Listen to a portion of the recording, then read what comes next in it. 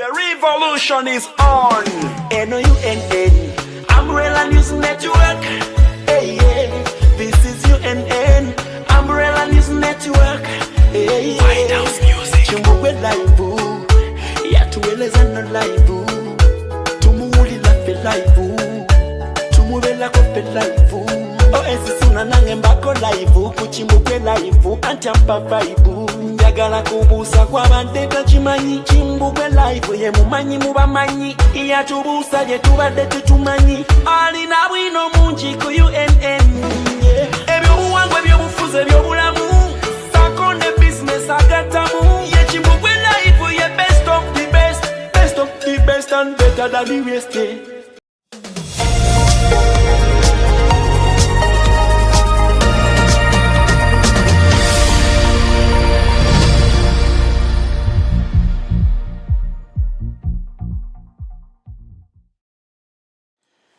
Kale mukulikeyo nnyo mukuwumulako ku buwaze kwe batusindiseemu ekyo kye basinga okutegeera teri kirala bw'obayita nti mujje wano twajuwinge issues tebakkiriza batya kuba ebyo tebabisobola bo bamanyi kimu kutta kuloga kubba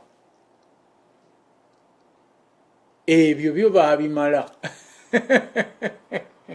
olid naye bagambe nti jangu wano mujje wano tukubaganye ebirowoozo mwogere naffe twogere ekyo tebakisobola ayagala bw'abajja mbw'omubuulira ebibuuzo by'ogenda okumubuuza naye bannange ate omuwe ne ansa omuyambeko ku ansa kwegamba bw'azikuwa omugende nti wano ozeemu bubi. Can you imagine that? So kakati babeera eyo kukola ogwo gwa kutujjako Senior Remigius obadde n'akasonga k'omaliriza nga tugenda okukyuka okudda mu lulimi lwaffe Oluganda oluwulirwa abangi. Yes, I don't remember where we were cut off. I was answering Professor Waiswa that having a big number of students is no excuse because there is a university near me here called the University of Maryland. It has over 55,000 students. And the lecturers there can handle a good 100, 200 students in one lecture. Therefore, there is no way a professor is going to know each student by name and deal with them individually.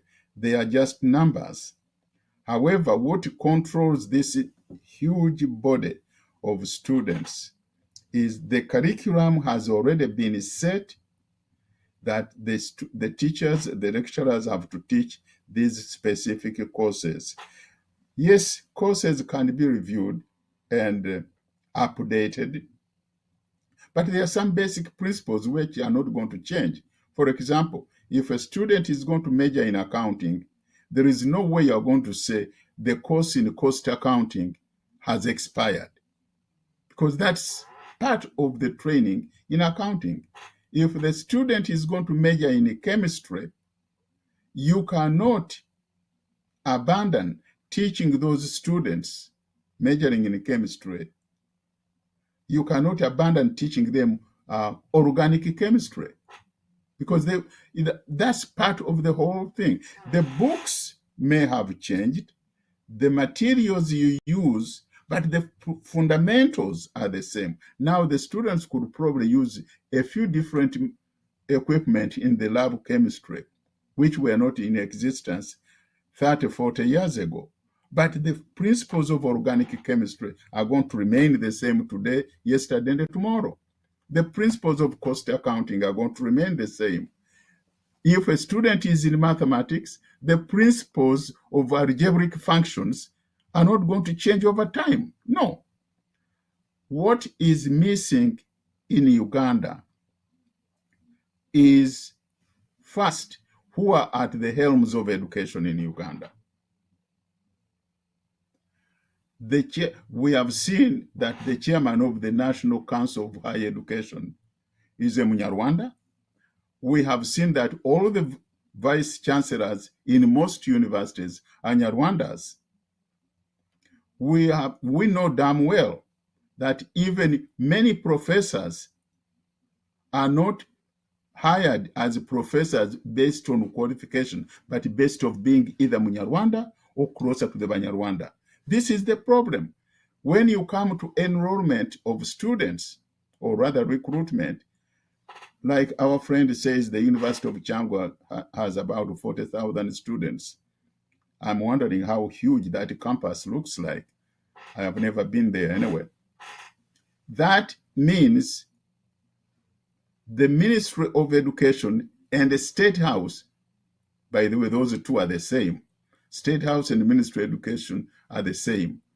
They will say, we want 30,000 out of 40,000 students at Kyambogo to be the number of people we bring in. And they will just bring them in as cows in a chiraro and dump them there. The way they are doing it in high schools, by the way. I know they are doing that at Budo, at Kisubi, at Gayaza, and several other high schools.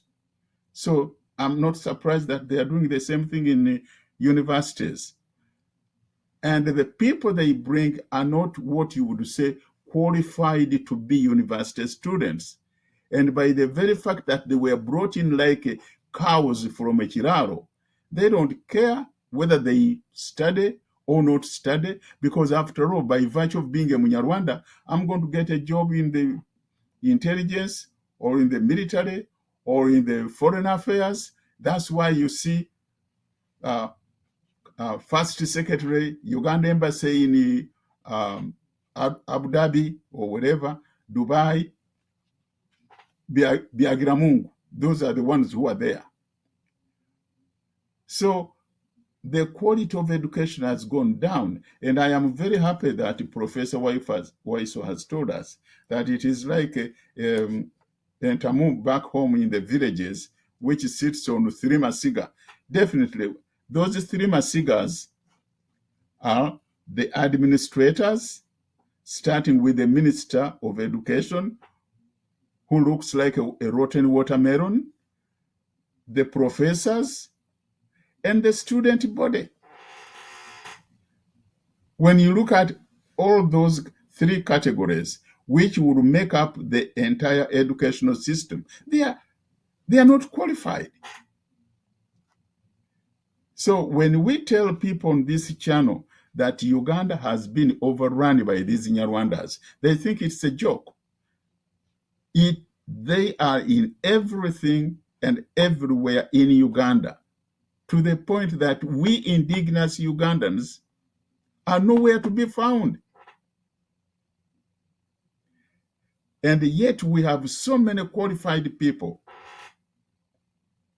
If you remember one time when I was talking on this channel, I mentioned a Ugandan I found in Namibia, who is a top civil engineer, who is helping the Namibian government construct all their roads and highways.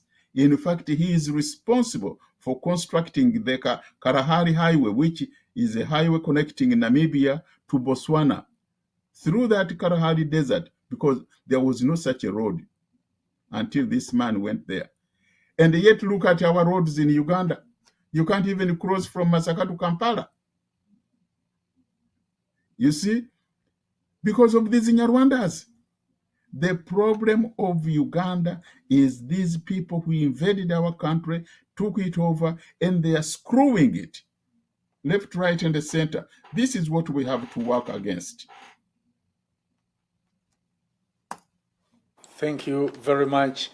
Now we are switching a little bit to Luganda. Professor, njakuddamu ekibuuzo kye nasoose nakyo. Moderator. Yes, sir. Moderator. I want to make some little comment. Oh, no problem. Go ahead, Professor. The last one is called brain drain. Eh? Yeah. You know, brain drain has been existing for time immemorial. That when you find in Namibia, an engineer from Uganda constructing road there. There are many in USA. There are many in UK and elsewhere in the world. Ugandan academicians migrating from Uganda because they want to look for greener pasture. That's a good brain. Then the other two, one, that when you have principles in economics, in chemistry, whatever subject you may call, but today the learning is, one, you must learn communication skills, and that's a must. If it has not been reviewed, if a curriculum has not been reviewed to include communication skills and then ICT, all courses across the board must have ICT as their basic. You go and learn your chemistry principles, you go and learn your economics principles, but ICT and communication skills must be part and parcel. Therefore, any course that is lacking those two, if there are other three, is null. That's why they say it's expired. Why are you only teaching chemistry principles alone without communication skills, without ICT? Those ones, therefore, in every department, there should be computers. So that everybody, when you leave university, you can communicate well. Also, you can use a computer efficiently. You see now why some courses are referred to as expired. I think when they review and say, yeah, okay, their principles in this particular subject are okay, but are they including communication skills? Are they including ICT so that we produce a product which is all round and can work in an environment? I think that's the most important thing. Okay. All right. For me, I will not emphasize a tribe of somebody as the cause. I would even say, you see now when you go to Rwanda, Kigali, the Nyarwanda's there, my friend. You just go. So it's not the tribe, but it is the efficiency of somebody, that individual, but not that tribe. Because when you say Nyarwanda's, I won't disagree with that one. I am saying let us have somebody who is efficient and will be working rather than his tribe. We should not attach efficiency to tribe. That's another point I wanted to make. Okay, thank you very much, Professor. Now we want to switch to Uganda because so many of our people can understand. Era njagala tuddeyo ku kibuuzo kye nasookeddeko okubuuza nga nkubuuza nti olowooza ekintu kino ekyokugamba nti abayizi ababadde bayiga n'abo abaamala nga baakola course so and so eziri expired kati balinga abataasoma, kino kirekawa ekifaananyi kya universities zaffe mu Uganda, emu ku nsi ezisinga okusomeramu abakulembeze oba ezafulumya abakulembeze abasinga obungi ku lukalu lwa Africa, Uganda. Ye abayizi bo kibalekawa mu bufunzo okusinziira ku ggwe omusomesa waabwe? Oli mutuufu ekibuuzo ky'obuuzizza ekyo. Yes, sir. Nti ekifaananyi kya Uganda kiri mu kateebe, akateebe okamanyi? Ya bw'okagwamu todda. Tuli masaŋŋaza gennyini kubanga oli bw'akeera enkya n'agamba bye wasoma byayitako dda ennaku. Owulidde? Yeah. Omuyizi n'omwana tebasigala kye kimu kubanga awo bamugambye nti genda oddeyo osoma ebirala bino tebikola byayitako dde ennaku zaabyo nga bwe nakugambye nti bw'ogenda mu dduuka okugula omugaati osomako date bagamba nti gwayitako dde ennaku togugula ogulekera ow'edduuka n'omugamba waye guno omugaati gwayitako ddaki ennaku kubanga bwe naagugula ne mbutwale waka abantu bange waka bajja kola ki bajja kulwala n'olwekyo oli bwakeera nakugamba nti bino bye mwasoma nebye musoma kaakati byayitako dde ennaku one omuntu omuteeka mu panic already wano abantu bafe bali mu panic abazadde n'abaana kati wali abaana abakyala bali ku university saawa eno abamu bagenda kola bibuuzo kati abaffe bagenda kola bibuuzo wiiki ejja kati confidence egenda okukola ebibuuzo biri ate nga bategedde nti koosi zaabwe nfu obufu bwazo kwegamba nti zi expired akati confidence eyo gimugjamu n'amaanyi ne gamugwamu agenda okukola ebibuuzo agamba nti byenkola tebiriiyo waliyo bano abaamala okusoma myaka 2-3 bakyanoonya mirimu nno bali ku street naye babagambye bye mwasoma biri expired bagamba titujja kufuna mirimu kubanga bitwasoma biri ki expired mpozi nze kyenawuliddeko parliament deputy speaker yagambye makozesa ekigambo kikyamu naye ani yakikozesa ekyo kibuuzo kikulu nnyo ani eyakozesa ekigambo ekyo nti this is an expired course ye deputy speaker yagambye nti nedda tukozesa ekigambo review courses under review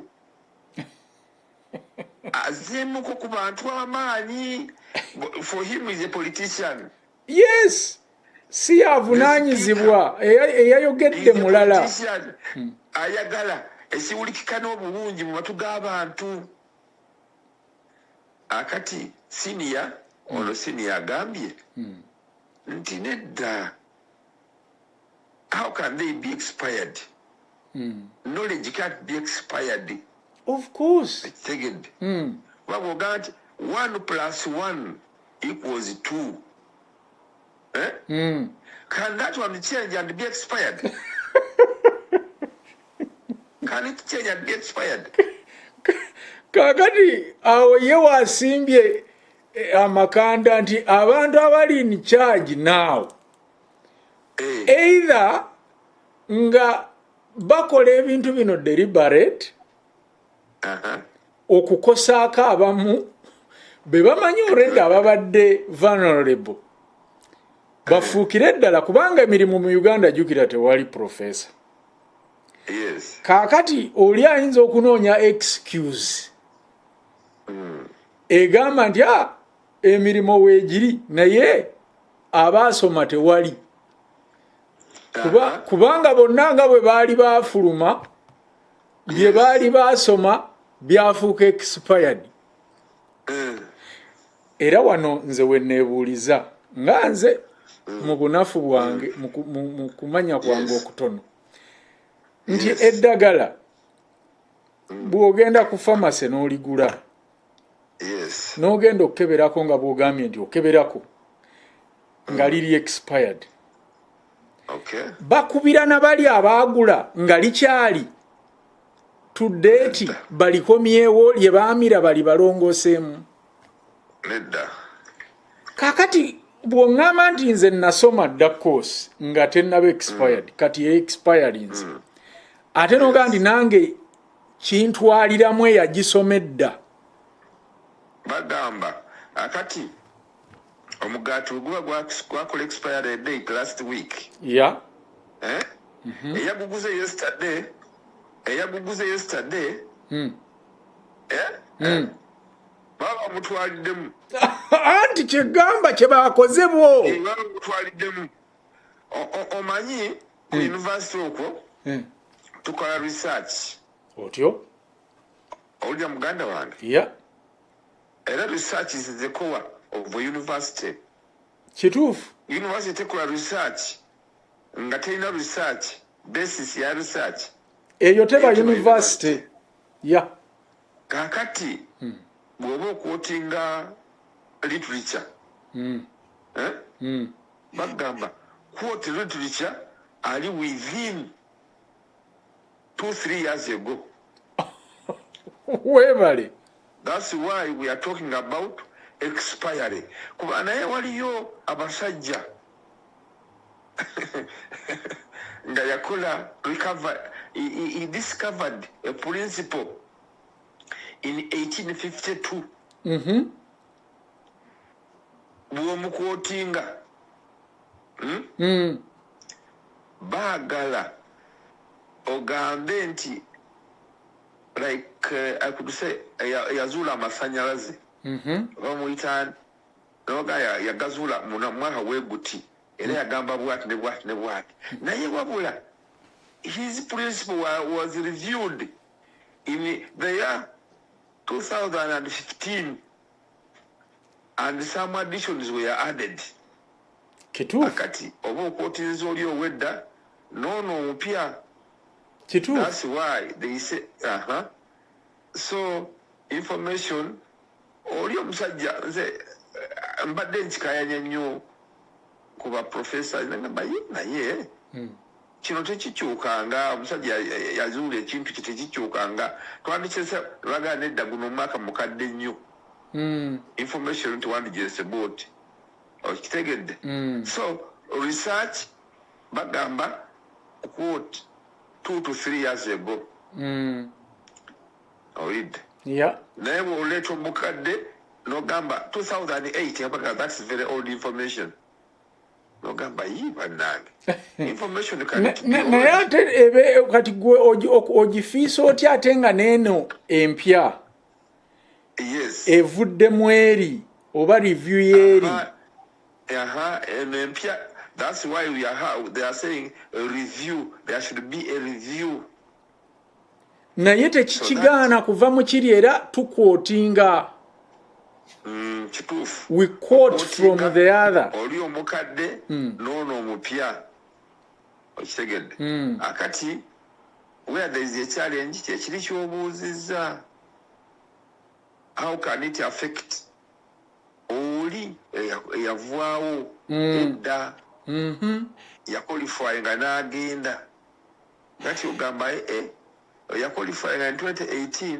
is affected degree ye nfu it is expired okitegedde oyo omuleka agende yamala kubanga ye yamala era n'ayita abamu bayitira mu first class okitegedde abalala bayitira mu second class lower n'abalala upper akati oyagala tugamba ki wabo gwe tolabawo obunafu bw'abantu bano abali in charge waliwo abali in charge abali in charge for me I would attach it to the laziness omanyi buli mu university mulimu gwe bayita buli mu university yonna mulimu academic registrar otyo oba ontegedde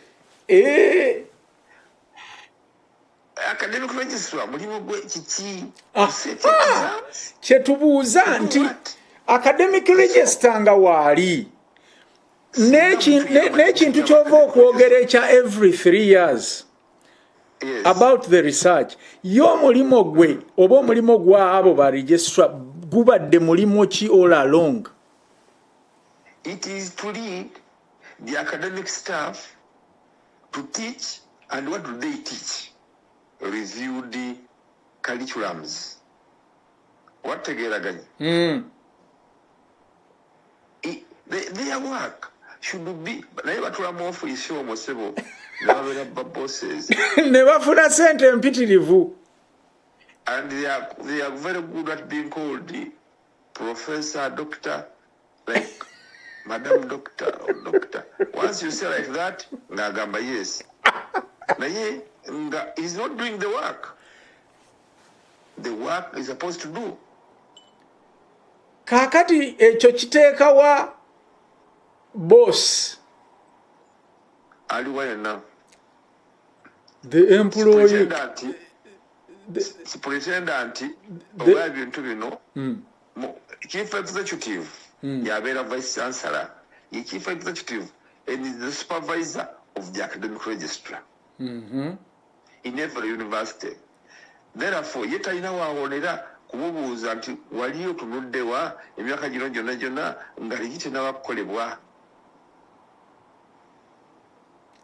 Kakati awo sebo oddayo n'okkiriziganya ne senior Remigius.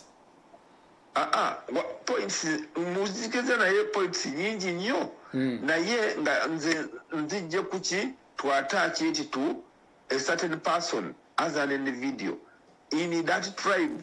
That's what I said. You see, Nawangwe oba mpulira Professor Nawangwe is one from the east. That gentleman is from the east. He's not in Nyarwanda. Okay. And is the vice chancellor of a whole big university, the biggest university in Uganda. In fact, it is an esteemed university in East Africa and Africa. It is ranked very high in the world. How do they have expired courses? What? Recently, Makerere University, we are celebrating 75 years of existence. Today, in 2023, how do you have that you have expired what? Courses. Courses. I'm telling you, you are putting academics in Uganda at a disrepute. Exactly. Everybody is going to question. Oh, yes. Like you asked, ngabo obuze ekibuzo kiri kiteekawa abantu baffe. Tunabeerawo nga bwe twali edda nga buli omu ateekamu obwesigwa.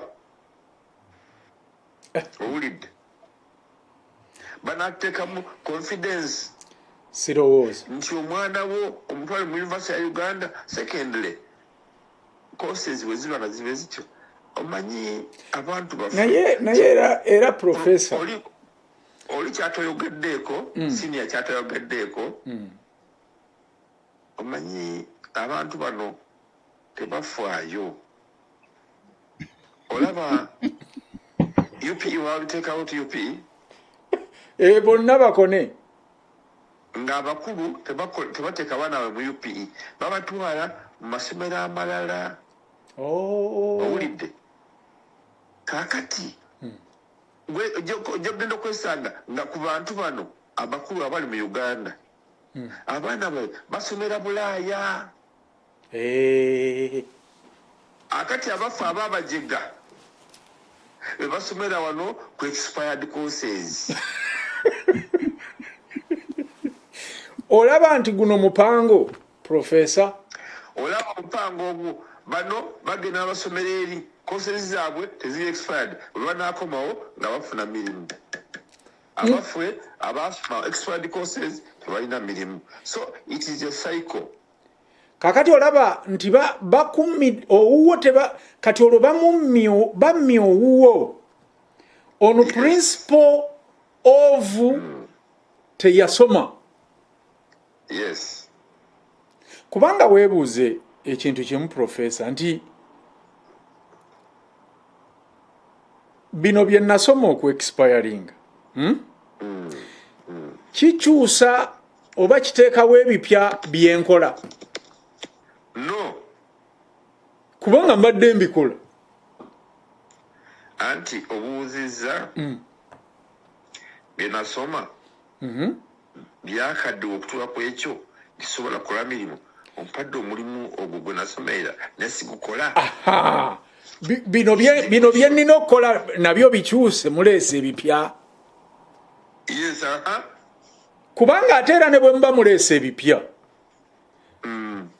kuba companies etukoleramu wano zikyusa ebintu buli kiseera naye bakiyita upgrade era baleeta upgrading courses nze kyenakugambye kyokka ekyetamu enjawulo mu masomo gano principles ziri nga sinya bwe yagambye zisigala yes nti kyebongerako kyokka okumakinga omuntu ono okusoma communication skills n'asoma ne ICT nti bw'agenda ebweru engineer oyo asobola okubeera manager nga alina good communication skills nga alina ne ICT talimbibwalimbibwa only those are the additions naye nga his profession eya engineering principles yazisoma era zisigala nga bwe zaali ku luli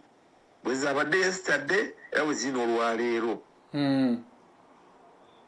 naye bano balabyewo omuwaatwa gwe bagala okuteekamu abantu baffe aba Uganda ne bagala katuziyite expert courses tubasobole bonna abasoma 10 years ago babeere nga bwajjako okufuna omulimu omugamba their course is expired tewasoma agende mu kyalo alime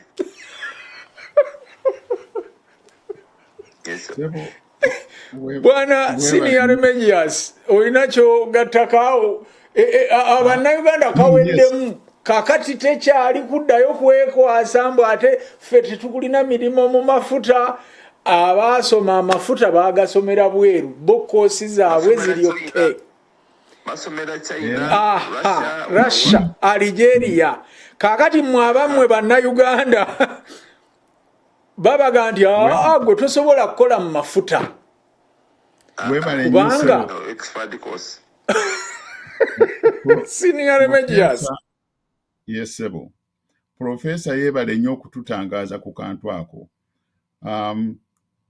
akantu akampo obuntu bungi bwayogedde obumpoomedde ne bunkwata omubabiro ayogedde ku kigambo kya research ndi familia n'ekigambo ekyo wano sebo wano okusooka sebo nze ndi mu America wano mu America mu university buli lecturer oba professor waliwo motto gy'olina okuba nayo mu ofiisi yo publish or perish olina okukola research n'okuwandiika ebitabo kiyamba obwongo bwo okweyongera okubanguka ate n'otava ku luguudo oba tulina bangi abakuga nti nze nafuna BA honors mu 1955 naye kasookedde ava mu university 1955 oba Makerere tasomangako yadde akapapula ka munno oba ka UGANDA'S abadde mu kukuba kabisi naye yeewaana kuba alina degree yali ya honors mu 1955 ebyo sebo tebirya kaakati ekirala kyenjagadde mu points z'omukulu oyo atulaze nti tulina obuzibu politicization of academic institution oba academic life kubanga kakati bw'ongambye nga baagala okukunookinga ofu nti bw'obanga okola research nga gwe Professor Waiswa toyinza kukwotinga kitabo oba kintu kyonna ekiri more than 4 years old naye okukwerimba kuba kakati sebo nze ndi economist toyinza kuŋŋamba ng'owandiika ku principles economics n'oyiginoweringa Adam Smith oba John Maynard Keynes newankubadde ebyo baabikola more than 100 years ago naye ezo ze principles okuyimiridde capitalistic economics era omuntu ayagadde okubeera mu purely academic ebyo alina okubiputinga in mind era toyinza kumugaana kwotinga biwandiiko by'abasajja abo n'abalala abazze oluvannyuma ate ng'era byonna bye twogerako biri 50, 60, 70 years old kale nno okuteeka time limit ku ekyo ojja kubanga agamba nti gwe biveeko naye wayogedde ekigambo sebo professor nti n'okola reference ku masiga asatu. Essiga eri administration, essiga eri aba professors oba lecturers, n'essiga eri aba student body. Ebyo byonna entamu kwesobola okuyimirira obulungi. Erimu bwe liba nga livunze oba nga libetentese, entamu tejja kutuulako. Ekikwewuunyisa mu education gye twogera era engeri gy'obirambuludde obulungi ennyo, kiraga nti at least amasiga asatu gaamulunguka. Essiga eryasinga okumulunguka lyerya ba administrators. Bw'olaba ebifo ababituddeko beesuulirayo gwa naggamba kubanga bo tebajja kukola mulimo guno. Ebifo ebyo bibadde politicized. Ekyo ye fact of life gye tumanyi kati. Omuntu bamuteeka mu kifo ekyo si lwakuba nti ali qualified, naye ate mulina okumufaatafaata alyoka awulirenga ssekkokko ewaga obuwazi. Buli lwe mumufaatafaata era nga bw'oyogedde kasita omuyita professor, chairman, n'awaganga ssekkokko. Ekyo kye kittidde ddala academic mu Uganda. Ffe wano seba bali mu mawanga amagunjufu, osanga omuntu nga na president wa university mulamba, naye nga talina ago amafandali abaiwaffe ge bagenda beeteekako. Kubanga ekifo yakirya ng'ali qualified. Ate abaakimuteekamu board of regents yamala okuscrutinizinga abantu abawerako ne baga nti ono yali best ne bamuteekawo. Tebiri political. Si governor wa state, si mayor wa kibuga, si president wa America abalonda. No.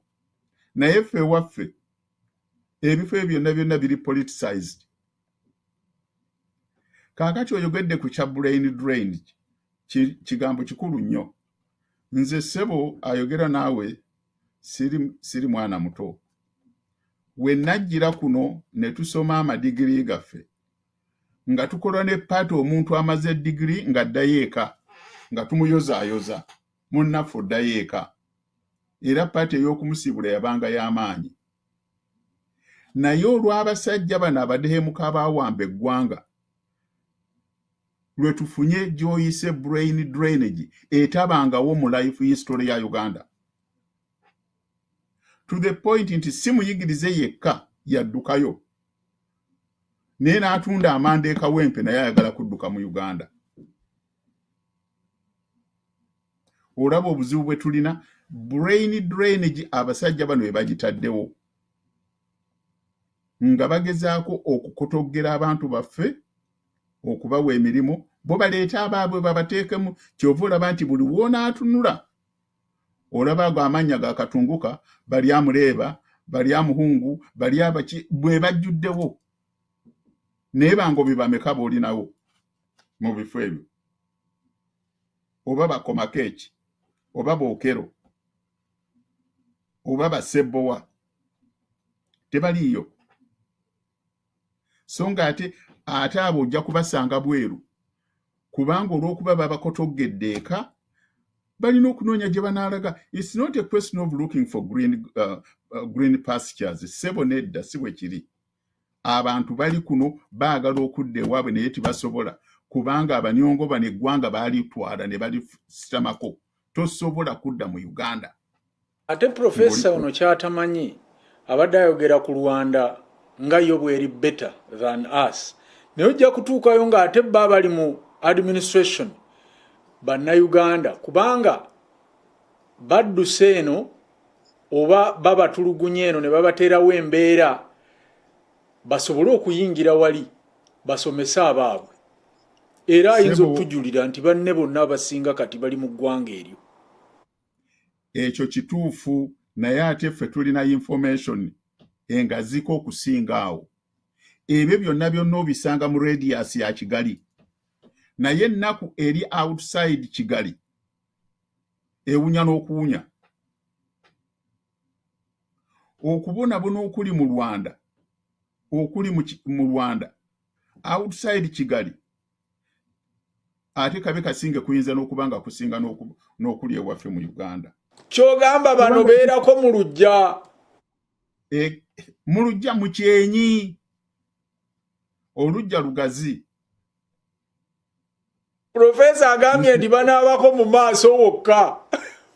Nze ssebo ebyo byenkugamba I can verify them kubanga nze nina direct communication mu mawanga agatwetoolodde ate gwe gy'otalina.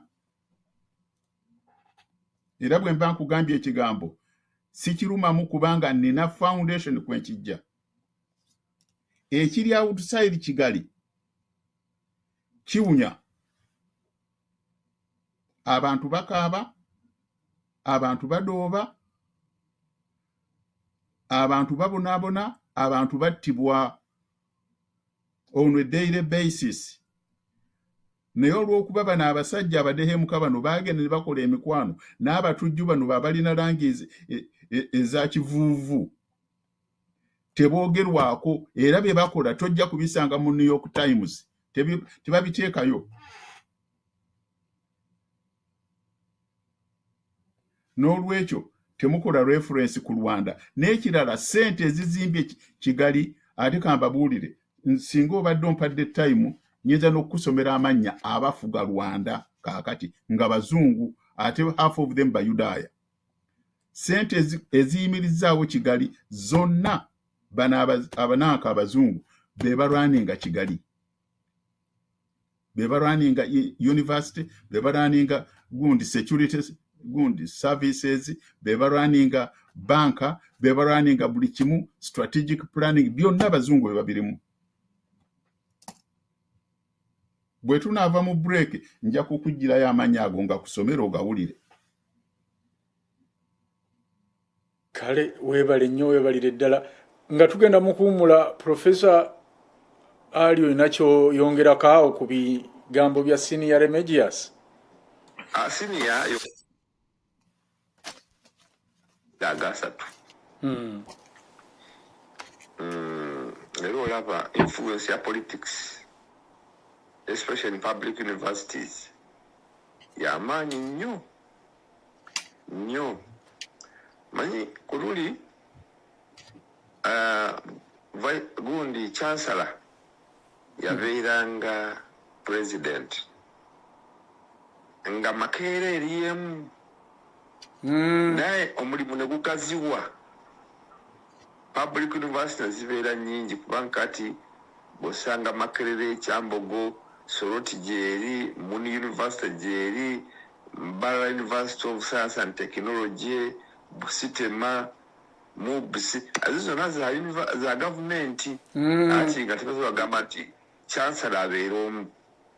Kati chancellor oyo mu university omubeeramu council. Naye council ogenda okulaba nga erina influence kubanga council erina amateeka. Olwali tulina amateeka eryayisibwa gundi erifuga universities by Parliament Act.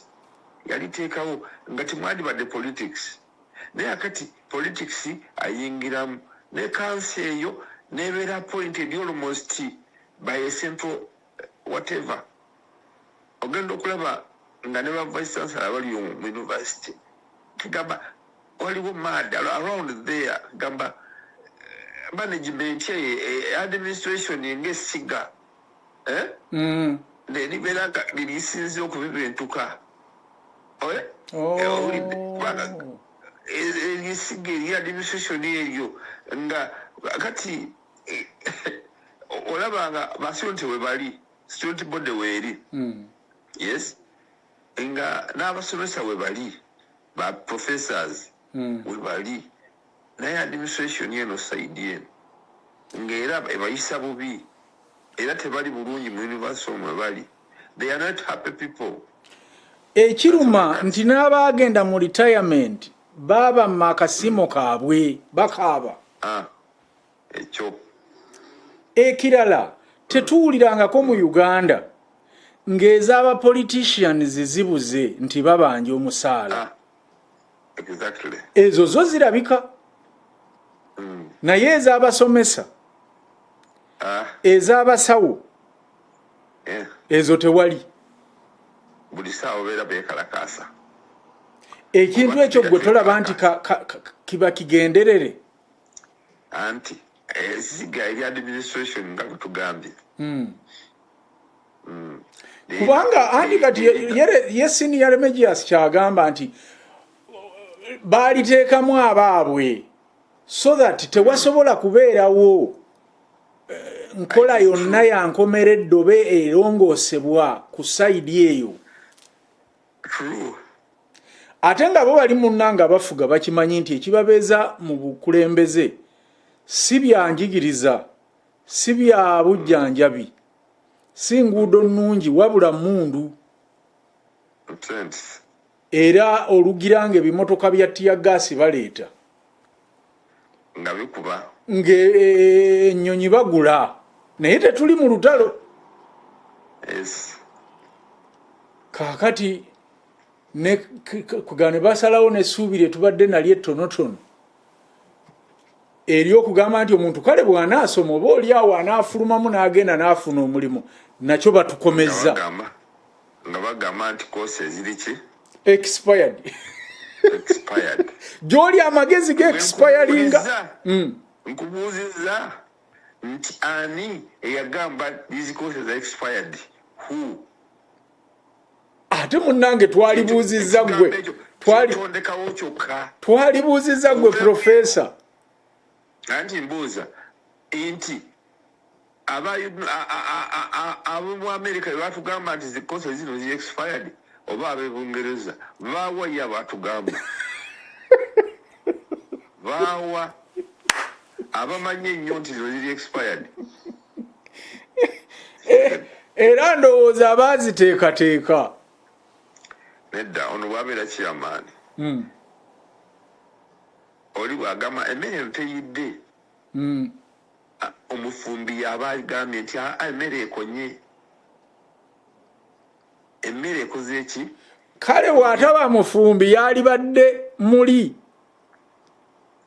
naye ku bombi omufumbi tetumumanyi n'omuli tetumumanyi omufumbi tumumanyi n'omuli tumumanyi naye ku bombi tewali akkiriza nti omuli ye nemmere emmere omanyi waliwo emmere egyolya n'ogamba ng'ewoomye naye ng'oli yagifumbye agamba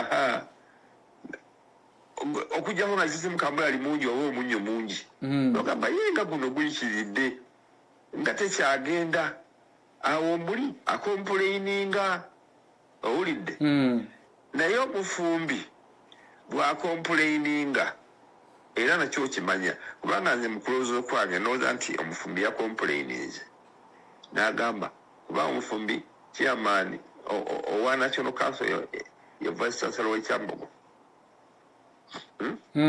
National Council for Higher Learning ye supervisor owa accredited courses yamanyi course kyetali ku accredited course kyeri accredited yamanyi course kyeri expired course kyetali expired kale nze National Council of Sports tugijjaako kigiteekako engamba yatandikiriza ekintu kino era erina ekigendererwa lwaki yakitandikiriza kubanga oli wagamba nti every course simanyi ku accredited 85 oba mwenawulidde 85 kati kosi ziri meka bwe bwobalamu kosi ziri meka zisuka mu kosi oba 10 nga buli emu kisasulira 85 banna Kyambogo bina nsavu munya ezitali accredited times 850,000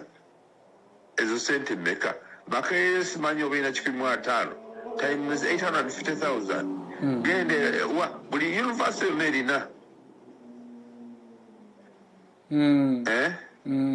now they are looking for money easy money kakati ani agendo zicreditinga National Council for Higher Education ate bagambye nti ba America bagendo zacreditinga kakati higher education waliwo awo kati eyatudde awo n'afumba ekintu kye n'akiisa mu lupapula luli olwa monitor n'agamba muteekeeyo. Kati kikuta akati abazadde abaana abasomesa nga we are teaching an expired course. Kaakati kino kinzijukizza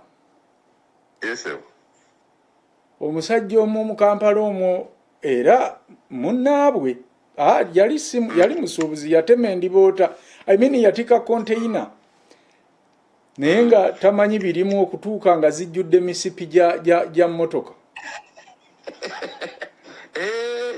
Ojjukira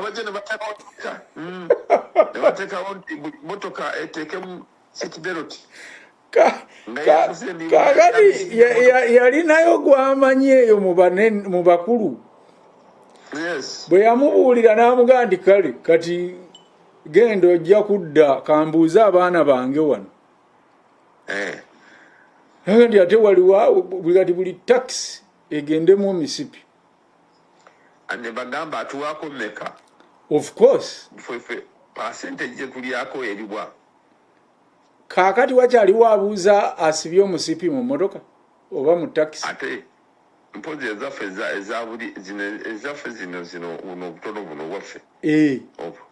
Naye taxi kaakati nakino nze bwe nkiraba waliwo kati omwana waabwe eyatudde n'akibagamba nga era bwe yatuula omu n'abagamba ekya passport. Yes. Ate bamanyi bannayuganda tebagaana. They have put a panic they have pressed a panic button. Buli omu agamba koosi yange eri expired. Ne bagamba kati nsasule emitwalo 10,000.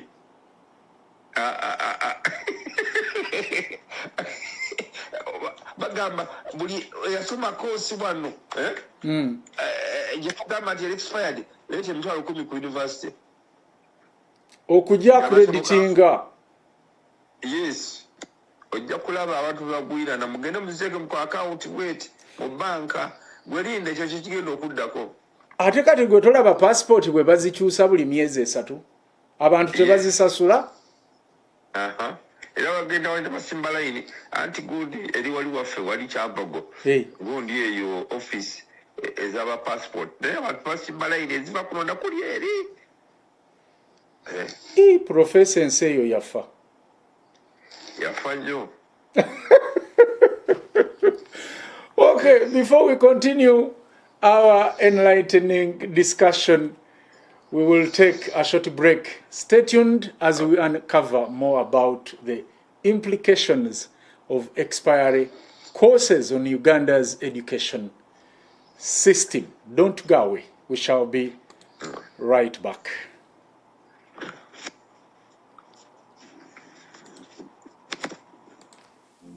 Hello, dear stupid voters.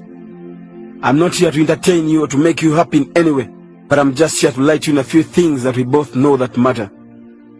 I may not be 100% law-abiding citizen, but I'm a true patriotic and a concerned citizen. I'm so sorry to myself and you that we're in the generation where people are so money-minded, to an extent that they don't mind about their future by making wrong decisions that affect them and my country at large. Yes, you always say that you're not politicians and you don't participate in politics. It's true, very true. Cause that's what makes you a victim of a situation. Just because you do not take an interest in politics, it doesn't mean that politicians don't take an interest in you. But why do we settle for low politics and broken promises? Maybe we should be more demanding as part of our manifesto. And we will, maybe one day, one time.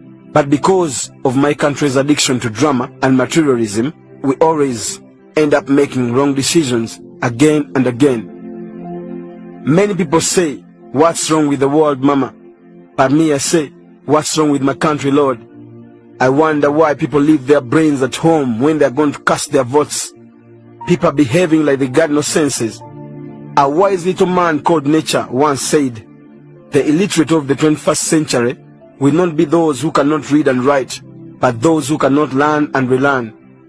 It started with the degree holders being employed by those who didn't go to school, but just because corruption is making everything smooth in my beloved country. Yes, corruption in politics is not the one scaring me, but what scares me is how people are comfortable doing nothing about it. And corrupt politicians are not the problem, but the problem are the stupid voters who keep voting for them. Because it's a fool who repeats the same mistakes expecting different results. And it's easier to build strong children than to repair broken men. If you think you're too small to make a difference, try to sleep in a closed room with a mosquito. Still, even the smallest person can change the course of the world. It's in my country where people vote for someone just because he or she looks nice. But the point would have been, everyone should be identified by the content of their character. I wonder why voters are so stupid, because they know the truth, they see the truth, but still believe in lies. But why do we reject the evidence of our eyes and ears? Listen, voters, politicians are like diapers. They need to be changed regularly and for the same reason. Just ask yourself why politicians are so rich and you, the voters, are so poor. That's why they fight so hard to retain their positions, and they're very ready to destroy whoever scares their positions. One time I asked a politician, "What do you do for a living?" And then he replied, "I'm a politician." Remember, voters, politics is not a game, but a serious business to be left for politicians. Voters are given 5,000 shillings to vote for a politician who is going to rule them for 5 years, which means each year was bought for 1,000 shillings. Just know, voters, the most powerful thing you own is your vote. So you can't fix stupidity, but you can vote it out. Mozebam. For God and my country.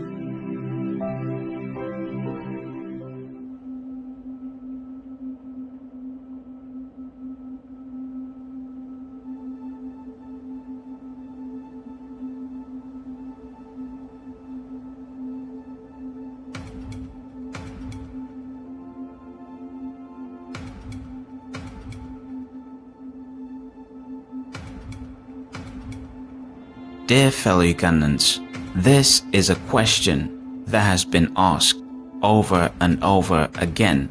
What is Uganda's problem? What is a unitary government? A unitary government is a type of government in which all power is centralized in the hands of a single ruler. In the unitary system of government, a single central government possesses total control over all political subdivisions.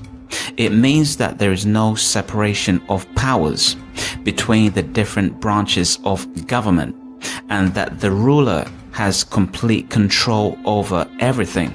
In a unitary government, the people have little say in running their country. The political subdivisions have no option but to carry out directives of the central government, unlike the federal government, where responsibilities and powers are shared among entities. Now, these are the characters of a unitary government. 1. Does not have a system of checks and balances. It depicts that the political power is not spread across various branches of government. In a unitary system, all strength lies within the central government, allowing one person or group to completely control everything in their country. 2.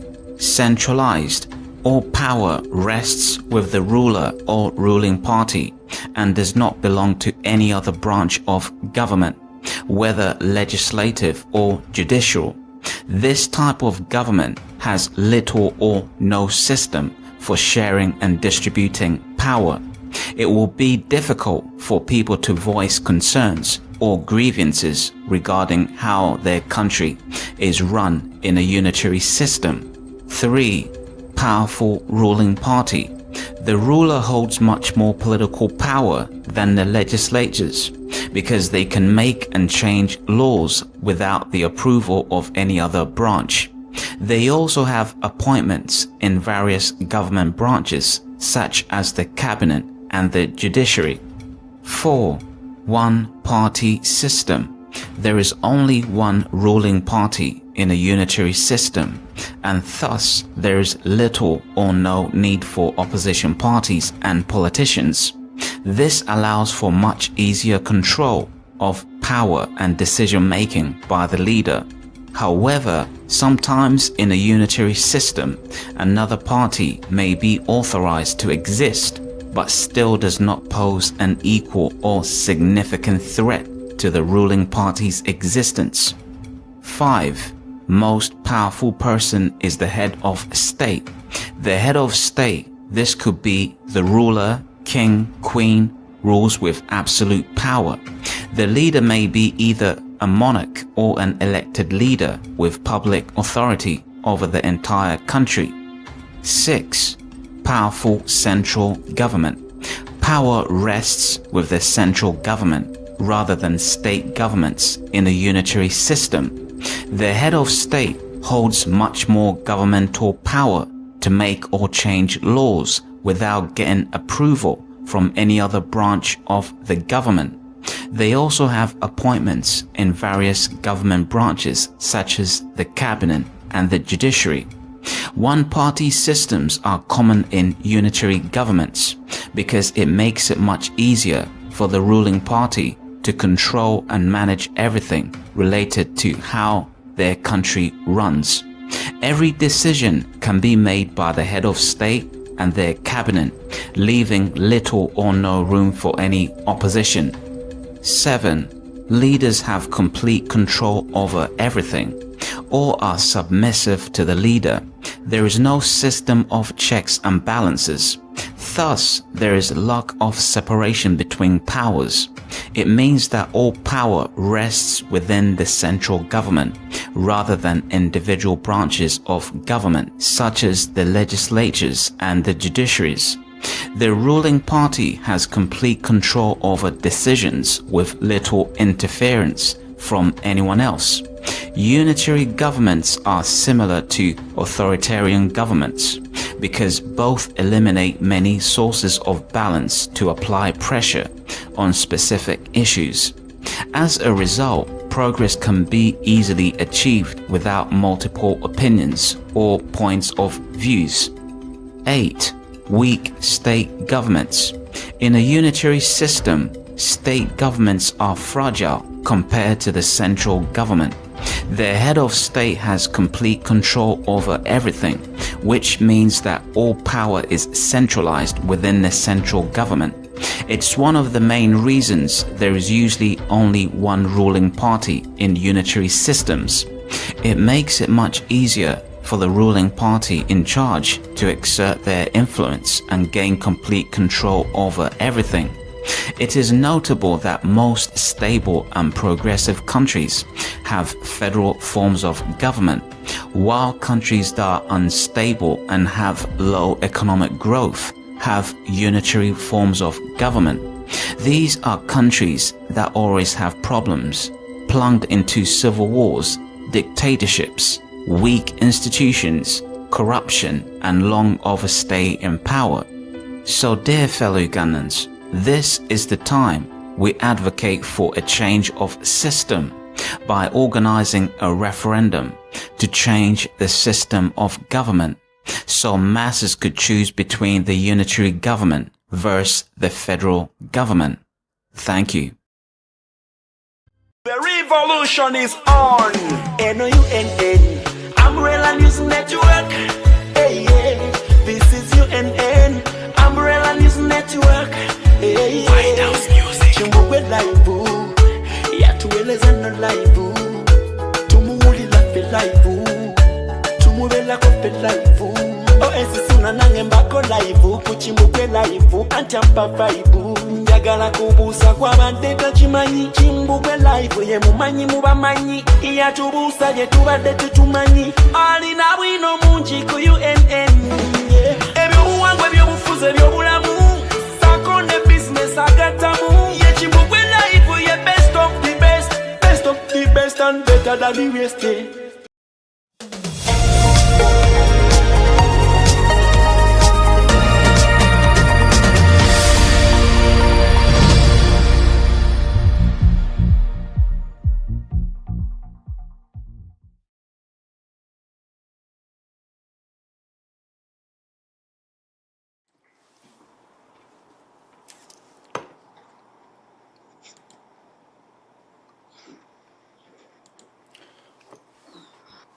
All right. Welcome back to the Intelligent Insights. If you are just joining us, we are discussing the impact of expired courses in Ugandan universities. Let us dive deeper into this issue. Now, before going to the break, Senior had something to show us. I don't know if he's ready. Senior. Sebo, nasuubizizza Professor Waiswa nti bye boogera ku Rwanda biriko oguseesa, era ne mugamba nti ngenda okumuwa amannya baki abalwaninga eggwanga ly'e Rwanda. Era be bano. Ebyo byonna bye mulaba mu Kigali akulaakulanye, yes, kyo ekibuga ky'ekigali kitemagana. Era wokka w'osobola okukoma nti nga bw'ogambye nti beerako mu lujjanzi nenga nti ndowooza banaaza mu maaso wokka. Naye outside Kigali okubonabona okuli eyo tekwogerekeka. Kati baki abalwaninga Kigali? Chairman of the Bank of Kigali erinnya ye Mark Holtzman mu Yudaaya mu America. Chancellor of the University of Rwanda Patricia Campbell mu America. Chairman of the Development Bank of Rwanda Bobby Pittman mu Yudaaya mu Canada. Chairman wa Rwanda Finance Company Limited mu Faransa ye TIAM. Chairman of Rwanda Social Security Board ye Christopher John Wells mu Ngereza. His deputy in charge of management is Phillips Watrim naye muzungu. Chairman of Rwanda Development Bank ye Isaac Fisher mu Israeli. Mauro de Lorenzo mu America ye Deputy Director of Strategy and Policy Council in the Office of the President.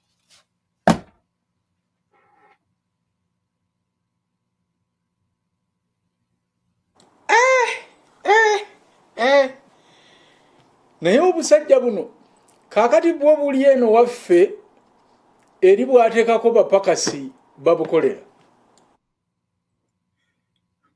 Well, oyinza okugamba nti bw'ateekako bapakasi, naye ssebo ojja kwebuuza, who is the boss of who?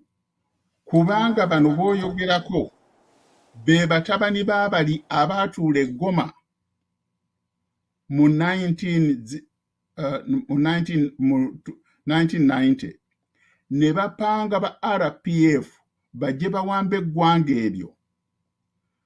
Bwe banaaliwamba babeere bakozi b'abazungu nga target eri ku kutwala Eastern Congo omujjudde obugagga. Kaakati buno bwo olw'okuba buli mu kulunda nte na kunywa mata na kukozesa mmundu na mafumu kuba ogwabwe gwakutta, bo bano bakola ki? Banyagulula emmaali. Bano babakasukirayo obukunkumuka ne balowooza nti aya baasi. Naye nga mu butuufu bw'otunuulira amawanga abatuusi ge badominatinze tegakulaakulana. Nze natuukako e Burundi nga bamicombero bakyaliwo, nga n'akasaawe k'ennyonyi ak'egindi e Bujumbura kalinga mpozi ke twandidadde nako ewaffe ekyotera. Tebamanyi kuddukanya na kuzimba ggwanga. Kasitente ziyitawo ekyo ekisinde kati ye highway nga bamaze. Yensonga lwaki kati bwe bakutte ewaffe ne bafuŋŋamayo bwe batyo. Byonna mulaba bidobonkana n'ebisaalu nabyo bitandise okudduka. Olabi, bano abazungu bakozesezza abantu bano okutugumbula, bo abazungu ne banyagulula. Era singa tubadde tuli ku point of international economics ate awo nandiranduse n'enzibya n'obudde. Kubanga obugagga bwonna abazungu babututte, bano bafunako busammambiro. Newankubadde abazungu Rwanda waliyo ekyuma ekirifininga gold ate nga Rwanda talina kinyana kimusima gold yenna bamubba Kongo ne baleeta Rwanda naye bakiba nanyini kyuma ekyo ekirifininga gold bazungu bano bensomye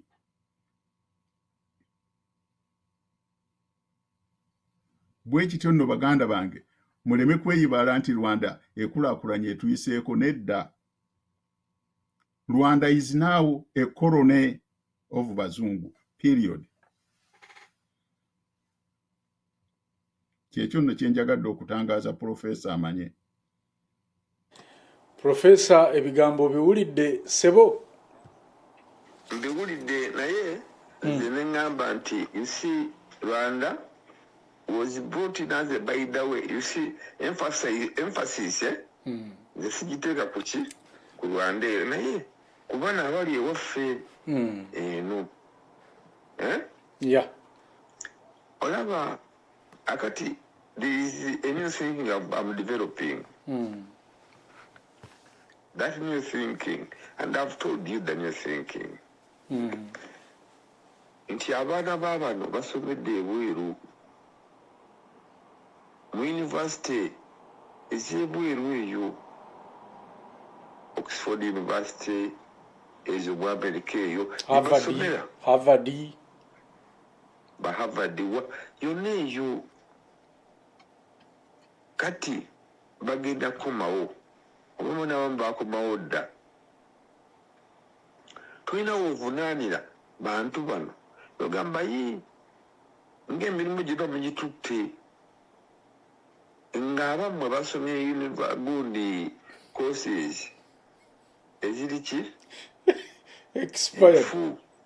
expired akugamba mugane dda nze nkuwadde example naleka video wano kalinga katemba manyi kati babisanga mu katemba oli alina office naye is a graduate yagraduated mu 2016 those are 7 years ago but he's a manager in some office akati a student who graduated last year yagenze okunoonyayo omulimu ewoono n'amulaga epapula alina masters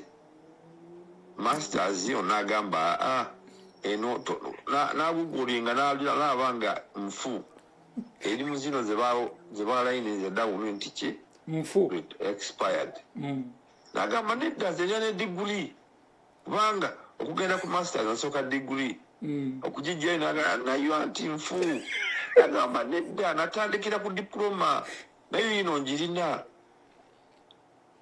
nayo nfu kati byonna bisatu biki bifu naga tulina okugenda kufuna mulimu ng'olina bifu byereere genda oddeyo osome omusajja addeyo kati agenda kusoma ki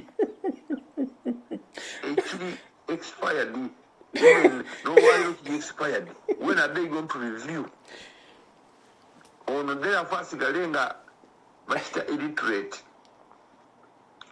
alinga maama wange ate agendako kuki ku ssomero mazima ono yes talina kyasobola kukola naye oli yasomedde ebweru agenda kujja straight away bamuweki omulimu. That is kind of exploitation now. We shall not complain. We are saying if the census remains as it is, expired courses, abaana baffe tebagenda kufuna mirimu ate tebajja kuddayo kusoma kuba even the courses they are going to study are expired. When are they going to be reviewed? That's the crux of the matter, which must be debated. Ate tujibuse, it should be debated, not just only in a lazy way. It must be critically analyzed.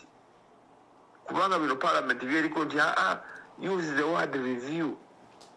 They should give timelines. They should enforce this. Mu parliament mulimu committee ya social services, committee ya education, ompulira kino kigendako ne mu komiti ey'amateeka bishudu nga nze bwe nagambye university tefugibwa mu muntu ogwo omu erina university council owulidde sebo university erina senate is the academic arm of any university. Therefore, they are the ones who pass the courses that are going to be taught in that university. University, if you are an academic registrar, akola mulimu ki bamusasula government emusasula sente buwanana no sebo babasasula sente nyingi to make courses which are expired. That's why they are paid. They should be put to carpet in parliament okujja kunayo ngeri mu lukwe nze mbadde ndowooza abantu bano yandi bateze ku carpet ne babuuza bulungi owulidde olino kizanyiramu nti akati emunaye tuseke busesi. So we don't have it off them and expired courses, but this is about the future of the children, the future of everybody, the future of a country. Indeed. The future of a country is being played with. Tujizanyidemu ngeri eyokusaagasaaga nti expired courses. Somebody has crafted the word expired courses. Kubanga kibuzo kyewasolose nakyo nga kigamba kino pikica ey'eggwanga erirudda wa mazima pikica ey'eggwanga lies within the education system. If the education system is fake and wrong, therefore we shall have no future. That's right. In that way, what we Minister of our Education, it should also be carpeted. What is your work? Why don't you resign? Resign. Uganda omuntu resigning? Whether Tanzania, for us, my friend, there is enough, when omanyi omudumu gw'amazzi gutulise osobola okubeerawo gwe ogulaba bukufuwa amazzi omudumu gwenjogerako kakati be bantu abafa aba Uganda naye banaatulika wangi abantu baffe banaatulika nga tebeenyeenya batulike. This is the time ey'okutulika. Future efudde. This is the time ey'okutulika. Tutulikira ebirala ebitali mu nsa. Oba ontegedde? Tutulikira ebirala ebitali mu ki? Nsa. Naye kino kirimu ensa. It is the time abantu okutulika bagambe no, enough is what? Enough. Put the abantu ba bulijjo balonda parliament, isn't it? Yeah. Batandikire ku eyo kuba memba ba parliament oba tebasobola bavuyeyo balondereyo abalala abanaasobola okuteeka abantu bano ku nninga abafuga universities. Ngambye university okugifuga erina lineage mpanvu ne president agivaamu kubanga president abeera visitor. His title now is visitor. For any public university, the president is the visitor. Is this what he wants to see? But wulire. So That is my kind of take in this matter. It should not be handled as if it is just something ordinary. It should be handled with the strength it deserves. But tupulike kale ng'omudumu guli ogw'amazzi gutulika ne muddukawo bamale okuleeta plamba agusibe ekyendowooza. Weebale nnyo Profesa oyogedde n'eddoboozi ery'omwanguka era nsuubira bannayuganda muwulidde ebigambo bya Profesa. Mwebaga nti eriiso ly'omukulu ewaddugala weewalaba. Bano abatugamba bino bali mu budde bwabwe obwakawungeezi. Bwe tutabiwulira kati kubikola mbakakasa mu kiseera kitono nnyo maaso awo ekijja tetugenda kuba na bantu babitugamba. Senior, ng'oyongerezaako awo ku kya mukulu muno Profesa. So, Profesa amezze ate n'aluma. Leero sinze nina amagambo gambuze sirina kyakwogerako. Omusajja oyo abagambye kino kye kiseera omudumu okutulika.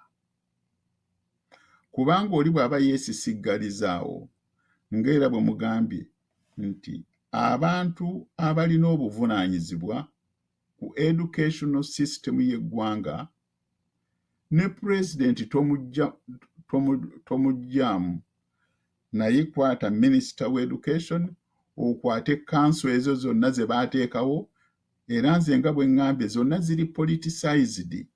Tojja kubeera academic registrar ng'erinnya ggwe Seggirinya. No.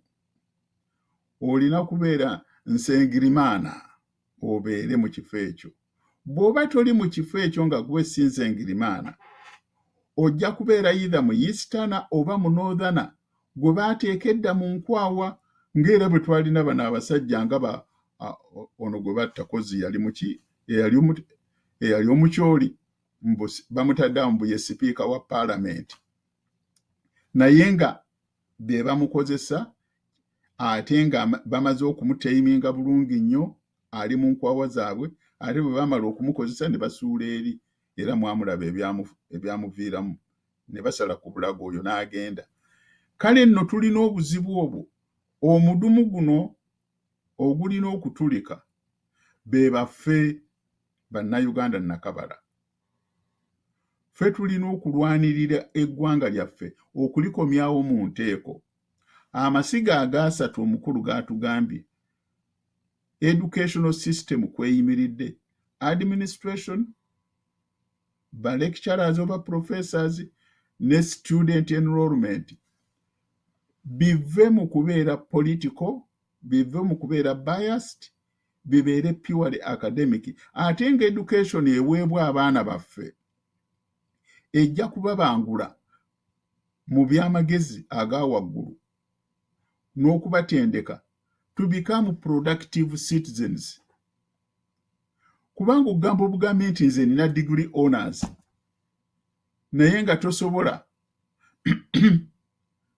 na kukola kintu kiri simple. Omukulu ayogedde ku kigambo ekiri practical. Omulembe guno oguliwo n'osanga omwana nga tasobola yadde okutypinga ku computer. Ku mulembe guno kati ekyo it's unheard of. Ne buzukulu bwange obuli mu elementary school wano busobola okutypinga ku computer.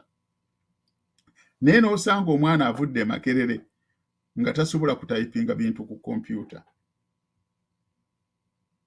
Nze nzijukira bulungi nafunako enkaayana n'omuntu omu yali munene mu Bank of Uganda. N'agamba nti bagenda ku devaluinga sente. Ne mubuuza ekibuuzo konze mwe bakulu mu Bank of Uganda.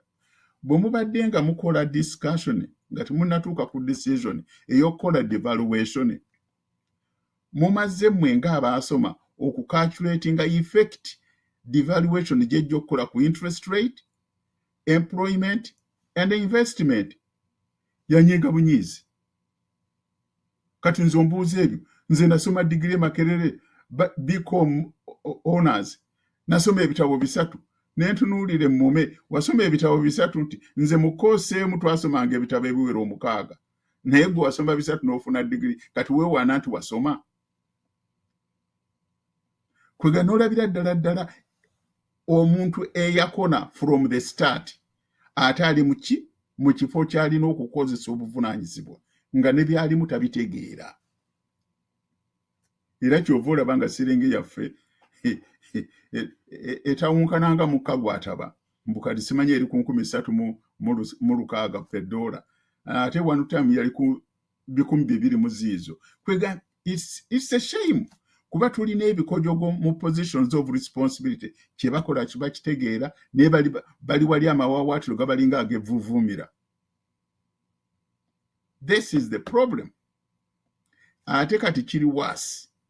Newankubadde muganda waffe yaga nti tujja kifuula tribal, but that's the fact of life. Kubanga buli wentunula sirabawo Okero, sirabawo Segirinya, sirabawo Ngobi, sirabawo Isa Abirye. Bano bokka be bajjuddewo. Ate we batudde tebaagala kukola. Newankubadde yes bafunye opportunity, ate n'ekikwewunyisa bafunye opportunity nyingi okukwata ssente zaffe obugagga bwaffe ne bagenda mwezi Oxford ne Harvard nawa. Naye ate bakomawo era nga jaba, kubanga omuntu eyakulira mu kuyoola obusa bw'ente tosobola kumuteeka mu chemistry lab ne bw'aba abisomye tabisobola. Amanyi gwa kuyoola busa bwa nte. Eyo ye problem. Kuba kaakati ssebo omusajja omusoga nga Professor Waiswa, singa namuleese wano ne tumuwa akafo Florida awali akasana akalungi ng'akewaffe, ojja kutuuka nga waatudde wonna ayinza n'okugamba nti yasimbye n'obutungulu wali n'ennyaanya. Naye bano bamanyi kuyoola busa bwa nte. Ebyo tajja kubikola era ajja zigulanga mu katale buli lunaku, so nga waatudde osobola okulimirawo ennyaanya. Kubanga academic qualification erina ku buildinga ku cultural values ze wakula nazo. Bw'obanga ezo tozirina okosekose mu Gaalumonde. Bwe kityo nno nzikiriziganya n'omukulu omudumu weguli oba waliwo alina omusumaali muguleete tugukubemu omusumaali gutulike tulabe embaga kyekyo ekisigadde kuba tetulina solution ndala. Tweyanza nnyo, tweyanzeege senior. Now we value your thoughts and opinions. If you have questions or insights related to expired courses and the state of education in Uganda, feel free to call in and join our conversation.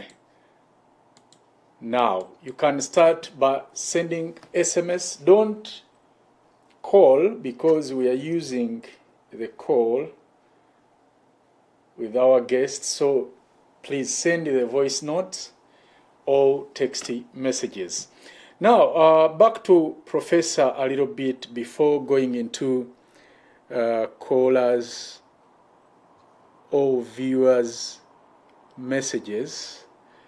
I want us to ask Professor to help our people who don't understand Uganda clearly. Professor, according to your previous point, how can the government, educational institutions, and regulatory bodies work together to restore confidence in the education system and prevent such incidents in the future? Good. From a political point of view, the government has got three like we could say three arms There is the executive, where you have the president and his ministers. And that arm is a policy implementer. Then we have got the parliament, who are the who make the law. And tertiary institutions and institutions of higher learning have got a whole legislation made by parliament. I think parliament should be able to know if things are not going well. They should question, is the law bad? Is the law good for implementation by the executive? Now, if there's anything wrong that's going bad, then we have got the courts of law. Yes? Yeah. If somebody is not doing good work, it should be taken to task to go and answer questions of corruption. So we should see some of these things working. Eh? The Minister of Education and Sports, what is her or his work? Then, if he's not doing well, it should be questioned by the parliament. But parliament has got the ability, as I said, to invite all these councils, all these heads of institutions, because there is a committee which is called the, PAC, something like that. Yeah, that PAC, but they're doing nothing there in Parliament. These are the issues they should be looking into and putting people to task.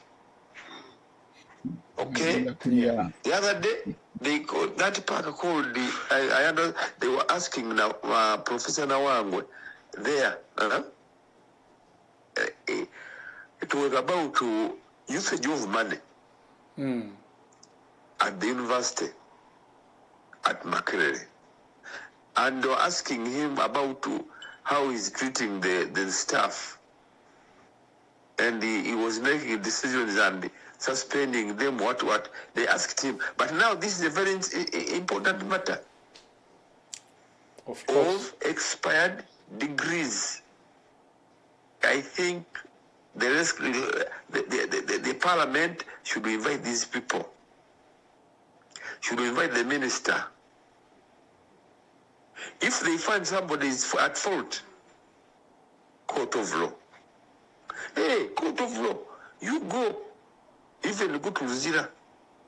You see now, the other people, bano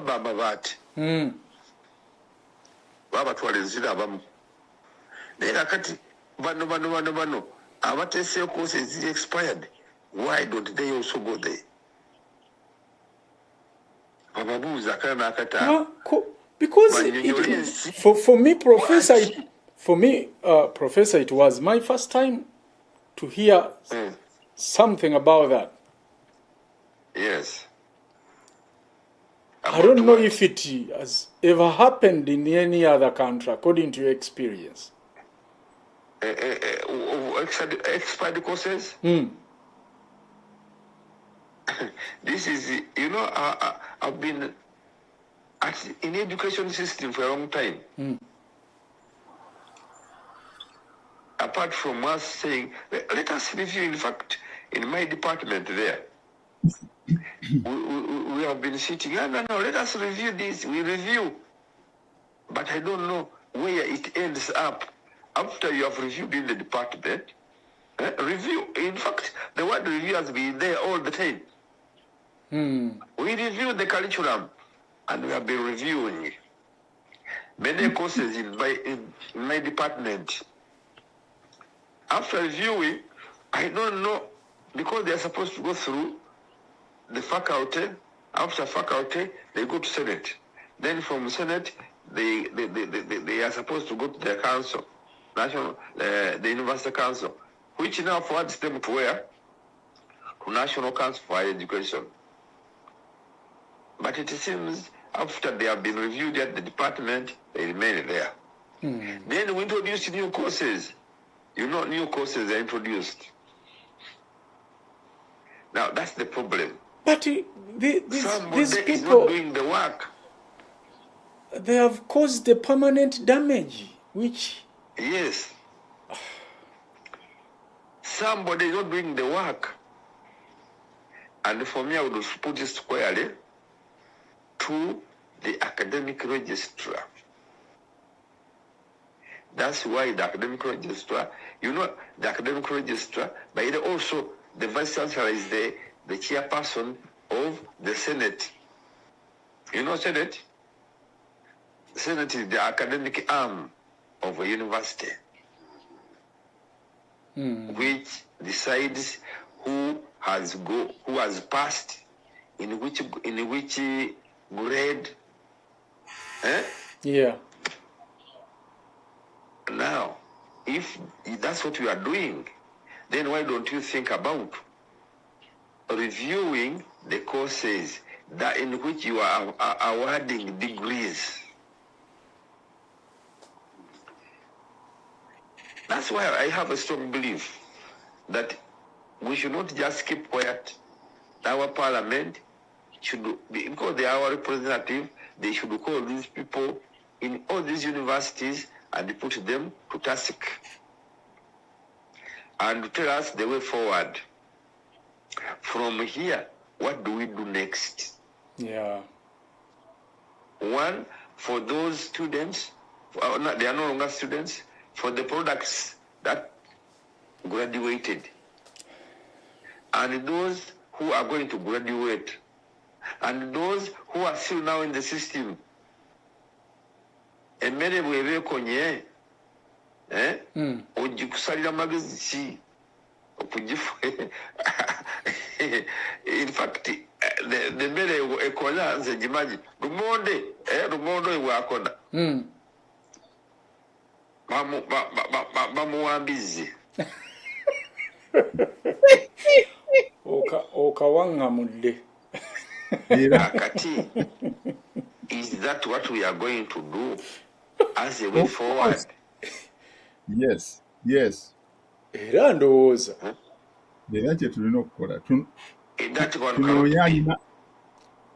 Therefore, government, because the new government, we want to see a solution to this. There should be a solution, and a quick one. Yeah. I want, you know, maybe people are living in anxiety here, in stress. Abadde balina stress zaabwe endala babongeddeko endala. Mazima. Babadde balina stress akanoonya omulimu nakipapula kyange kino kankitambuze bagambe ekipapula kifu. Owulidde? Kino si You will find that people bajja genda betuge. Era kati River Nile. suicide zisusse kati tuwulira ziyitiridde. I'm telling you. So there should be a quick solution given nze wenandibadde nesiga parliament eyita abantu bano ebabuza akala n'akataano batuwulire ekyo ekiddako kyeki ate kimanyi waliwo yakifumbyefumbye yakifumbye ali wano tali walala ali wano yakifumbyefumbye nagaa tutekewo ye nga atagetinga ssente ziri emitwalo 8. Yes. Unfortunately. Thank you very much, Professor. Okay. Now, Senior Remigius, what measures can be taken to ensure that universities in Uganda offer quality, relevant programs or courses that meet international standards? Well, the professor has given us a solution. Now I'm going to start looking for pig farmers and feed all these bikonye to the pigs. And I promise I'm going to start looking for the farmers right away.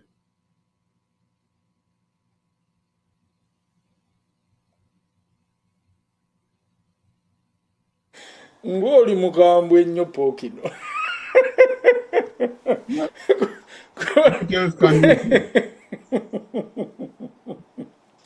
Kati tutegeera problem gyeva ebyo byonna ebireese obuzibu tugenda kubifiidinga mu ng'oli bw'agambye nti lumonde bw'abanga yakonye temumuwa baana bammwe mumuwa mbizzi. Kaakati bino tujja kubiwa embizzi.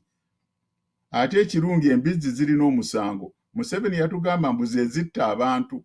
Kaakati no katuzifiidinge bino byonna ebyakona zibeere eyo mu ddundiro lyazo n'ebimonde ebyakona.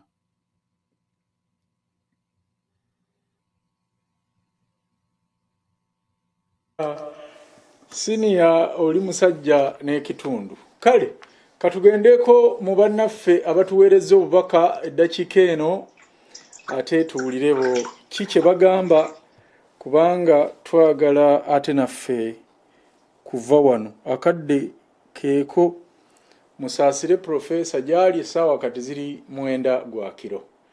Kale katuwulire munaffe ono. Wasibye mutya mwebali kutuweereza mulangira mukulu Remigius Kintu n'omugenyi waffe olwaleero. Tusiima tusimira ddala mulangira Olwenzori State. Mwebale kutuweereza omugenyi weebale kujja. Naye omukusooka omugenyi asoose n'antabulamu ng'ayogerawo mu luzungu ng'ebyayogera tebitegerekeka, naye bwazemu mu Luganda n'adda ku line comments bamukomeredde simanyi. Wano no eno bagiyita University of Understanding. Wano tetulinako oba muntu mukulu, naye wano ekitiiyo tukiyita kitiiyo. Akabeera kaba ka black tukagambako kabeera ka black. Mulangira njagala kubuuza oyo mugenyi waffe akanya kugamba abasajja baki bakiga bakonjo oba basoga baganda abasajja baki batule tukitegere munange. Eno UNN tetwekweka tukugamba abasajja Banyarwanda bebase ensi yaffe ng'okanya kugamba nedda. Baki abase ensi yaffe, baki abatwala abaana baabwe wabweru kusomera wabweru, baki? Ekyo kye njagala kutegeera kuva mu mugenyi waffe. Abatugambe oba bakiga tubategeere oba Abaganda tubategeere. Kyekyo kye nsaba mulangira, sirina bingi. Mwebale kutuweereza. Omukulu w'essiniya Remigius Kintu webale kutalya kigambo kyo, webale kulemerako. Kati mu Uganda wetutuuse mulangira buli kimu kiri expired. Bakuwa passport ngo eriko emyaka 10, owayisawo emyaka 2 bakugamba eri expired. Ebo kigambo expired kye batategeera anti babeera mu busabulente. Kati buli kimu tebakitegeera expired kafuuse expired. Oyebuuza kiki kino kye tuliko. Kati abazadde bateekamu fiizi, abaana ne bateekamu obudde kusoma. Bulira omugenyi waffe ng'akigeraageranya ku mugaati. Banange waliwo ebintu ebitasobola kugeraageranyisibwako. Omuntu atuuta obudde emyaka 3 ng'asoma. Bw'amala kusoma ogamba ng'okozi gy'asomye eri expired. Kale mudize ssente ze, abazadde badiza kasente kaabwe. Kugamba bafuddemu kutukola baavu. Twaduka mu Uganda ne tujja ne tunyonya school fees z'abaana baffe. Abaana basoma bamala kusoma ne mugamba kosi zaabwe ziri expired. Banange mutuleke munaffe tusseko ku mukka. Mwagala kututa omulundi gumu tufe tugwewo. Kati abo baana bonna bajja kugenda wa? Mbulidde omukulu ng'agamba ngo Muzee Remigius Kintu bw'amugambye waliwo omwana Omunnayuganda akola enguudo eyo. Omusajja n'amuddama ngu si eyo wokka ne Dubai gye bali. Olowooza bajja Dubai lwa bulungi anti mu Uganda emirimu muba nga temuli. Olaba omugagu gwo gwagwamu, naye olaba buli muntu ajjawo kugamba ngu ye engineer muhoozi simanya biki birungi. Oli owuliddeko ng'omusajja Omuganda owulira ngu wano waliwo omusajja Omuganda oba Omunnayuganda. Ekyo kibeera kifaananyi okitegeera. Tife nk'abazadde tukole ki tuddewa abaana tubatadde sente nyingi abaana baffe basome ngo kiri expired nze nabagamba passport yange sigenda kugirenewinga bamba emyaka yange 10 baleke egweku baliko bagambe passport yange eri expired kiki ekibata osobola kulekawo passport weegwako nze nenzija nogamba passport eyagwa kunoleka nombembe naye bapapa balagawa Banyarwanda basi ensi yaffe wano tugamba Banyarwanda basi ensi yaffe sikikweka sikirumamu era kyekyo mukulu Waiswa okitegeere Waiswa kyekyo mwebale kutuweereza musule bulungi ffe wano tugamba eddagala lya Uganda twagala federal kyekyoka ekyo mukitegere bannayuganda wena wemuli mukitegere federal solution ya buli kimu naye abasajja basazeewo kutwetamya ensi yaffe olaba abaana bonna bagenda kulagawa bagenda kuduka budusi mu Uganda naye singa twekwatakwate ne tugamba twagala federal bannange ebyo byonna tusobola kubigoba ne tubeera mu nsi yaffe nga tuli basanyufu ebintu ng'ebyo bisangawo mu nsi endala nga nannyinimu yavuga n'okugamba ngu buli kimu kiri expired abaana basoma abaana bakyasoma n'obagamba n'enkosi za musoma ziri expired bananga bannayuganda mubeeyo tukozese federal politician story wa future we can get it back akagombe k'engomerero omulangira kabuga omanyi Oluganda akagombe k'engomerero kabuga okitegeera. Okay, webale nnyo webalire ddala ebyo bibuuzo professor abiwandiise ajja kubiddamu katusooke tuwulire noono. Kati ndowooza nja kuba mpulikika kubanga kasoose volume ewadde eri wansi nnyo. Okay. Kati nkizudde luvannyuma nti volume kweri ndi ewadde wansi kwekagira ninka gyoliyitinga. Naye mulangira nkwebaza olw'omulimu gw'okola era n'omulimu gw'okoze olwaleero okutukyaliza abagenyi ab'amaanyi abo Professor Waiswa ne mukulu Remigius Kintu. Conversation ebibatuyigiriza bikwataganye bulungi nnyo nga biragira ddala nti tulina okwerwanako bwe tunaaba tetwerwanyeeko ensi yaffe egenze ensi yaffe egendera ddala kubanga olaba nti ako kakodyo kennyini kebateekawo nti expired courses or expired programs ebintu ebyo kugamba buli mwaka oba buli kiseera technology bwagenda ng'alinnya ng'agenda nga yeeyongera waggulu mwe mulina ku reviewinga bintu ebyo mulina kubi upgradinga mu ngeri ku mirimu gyammwe gye muba mukolera workplaces ezo ffe twalinga tukola gitwalinga institution gye nalinga nkolamu nga buli mwaka bajjanga batuterawo courses okutureviewingira nga batugamba nti kakati bano niwe bati mu department eno mwe mujja okugenda okusoma oba ITI oba okusoma bino oba okusoma kiri nga bagenda batupgradingira omulimu ogwo kugambaga tusobole okubeera nti tubeera up to date okuba nti ebintu bigenda bikyuka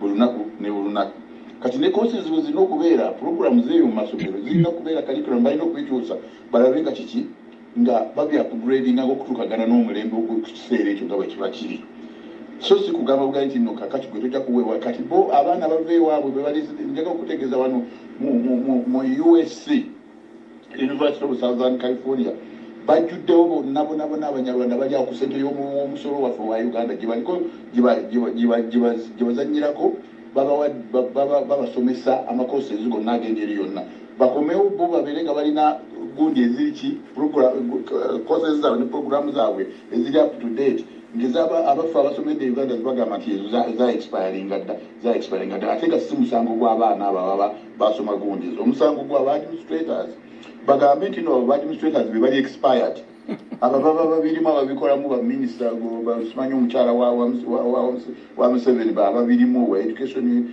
gundi ogani education minister bayana abalala bonna abo be bali expired be balina okuvaamu tutekemu abaana abato abasobola okukola ng'ekintu kola nti upgradinganga courses buli mwaka naye kubeera nga omutima omubi bannange tulina obuzibu bunene twesabire nnyo bwe tutalwane ensi yaffe tugiwaddeyo kubanga olabye dda nti ebigendererwa byabwe babituukiriza ne baleeta mu UPE mu masomero ag'enguudo okusuubaliza ddala abaana baffe ng'abaabwe babasomesa mu masomero amalungi ennyo ne mu biseera ebya covid bo baasomanga abalala bali weeru gye basomera kugamba buli kirungi kyonna kiri ku boffe abaffe abaindiginiasi nga tuli ku buzibu bwereere n'olabira ddala nti batuukiriza gundi yaabwe eyo lwakitula covenant ya 1994 oba the Bahima Central Dynasty gye baagamba nti nno the natives will be denied quality education. They have done it. Go back to the king of the Jacko Tukakoze, the left Jackacola. No, believe it, I never back points are coming. You came and a gamba of power for a gundi or Obama quality health care, but Nancy, they will be like that. Video, Okutuma code, I want to fail when that way quality health care. Okuraba denying Nancy the food security. Ebyali mu covenant eyo okulaba nti nno bamaama mu kubeera mu civil service mu military mu police mu intelligence babugenda babajjamu Banyarwanda be bajjudde muli byebintu byonna bigenda babituukiriza baagaluka nti bannansi ba experience na loss of land and property ebyo byonna byebimu ku byenzijukira baagala okulaba nti bannansi babeera killed jailed and exiled byebenzijukira ebyali mu covenant ya mukulu Remigius gya drafting gyatugirira natuga nti abo abantu abo bino byebaagala okuimprovishinga abantu babaimprovishinze njakutegeeza kati mu Uganda omuntu atalinayo omuntu ali mu nsi z'ewabweru ojja kubasiga nga baba balidde ekyemisana tebalya kyaggulo baba balidde ekyeggulo baba tebalidde kya breakfast na kyanca kati ekintu ekifaanana bwekityo bannange bannayuganda yonna gye tuli olina okubaako ng'olowooza ekintu kyonna kyolina okukolera eggwanga lyaffe olina okusala amakubo gali mangi buli muntu obaako akantu kookola okulaba nga twejjako abantu bano nga bwe mulaba enkuyege zino buli nkuyege zirina engeri gye zikola ekintu kyazo nosingana buno obukuyege obutunga bwetisse ettaka nosingana zino enene nga zigaadinga nosingana zikuuma queen nebira naffe tulina okwerwanako nga bannansi buli muntu aweeko ka contribution aweeko akantu kosobola okukola olabe nga kiki nga mu ngeriyo nga twejjako abantu bonna otherwise bwe tunaaba tetubajjeeko n'ebirala bingi ebigenda okujja kubanga bo batiikinga buli lunaku ku kyati yaabwe nti kino kituuse kakati ekyeducation kyebasookako nti to deny the natives quality education bakituukiriza nandibadde njogera bingi n'okwogeko naye njagadde bwagazi kubeebaza n'okukola compliment yange kwebyo sirinaawo ekibuuzo wabula bimusomesa kubanga bw'oba osomesezza ebibuuzo olaba tebiriyo nnyo omanya nti tutegedde era tumatidde mwebale nnyo bannange sigadde wano kitya muweesi okay tweyanza nnyo kitya muweesi katuwulirizeeko ne ku ono abakulu bajja kubaddamu lumu mulangira esebo webale kuweereza ne pokino esebo okubeerawo buli lunaku nga batusomesa mpozi ne profesa tusanyusa okukulaba olwaleero kwegamba Uganda ekusobera kati omuntu akwata abantu abaasoma n'abenkanya ebirowoozo by'oli yagamba nti owa PCM asinga owa diploma mwemudidde kati era kyemanyi yagamba owa PCM esinga diploma kirabika kati aliisa buti ate gwe kozi zonna bwe ziba ziri expired kitegeeza owa senior 6 yali valid kwegamba n'otunuulira ensi ekwata abantu abayivu abategeera abaasoma ne babeera nga ebenkanya n'abantu abanyumya ebiboozi ng'ebyo ebya PCM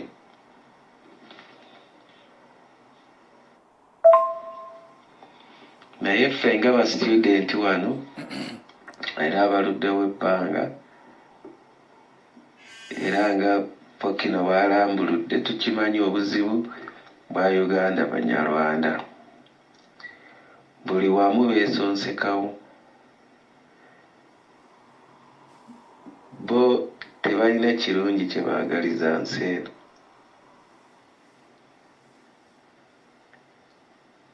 Era olwaleero neewuunyiza okuwulira nti Profesa Nawangwe ava mu East Sisuubira.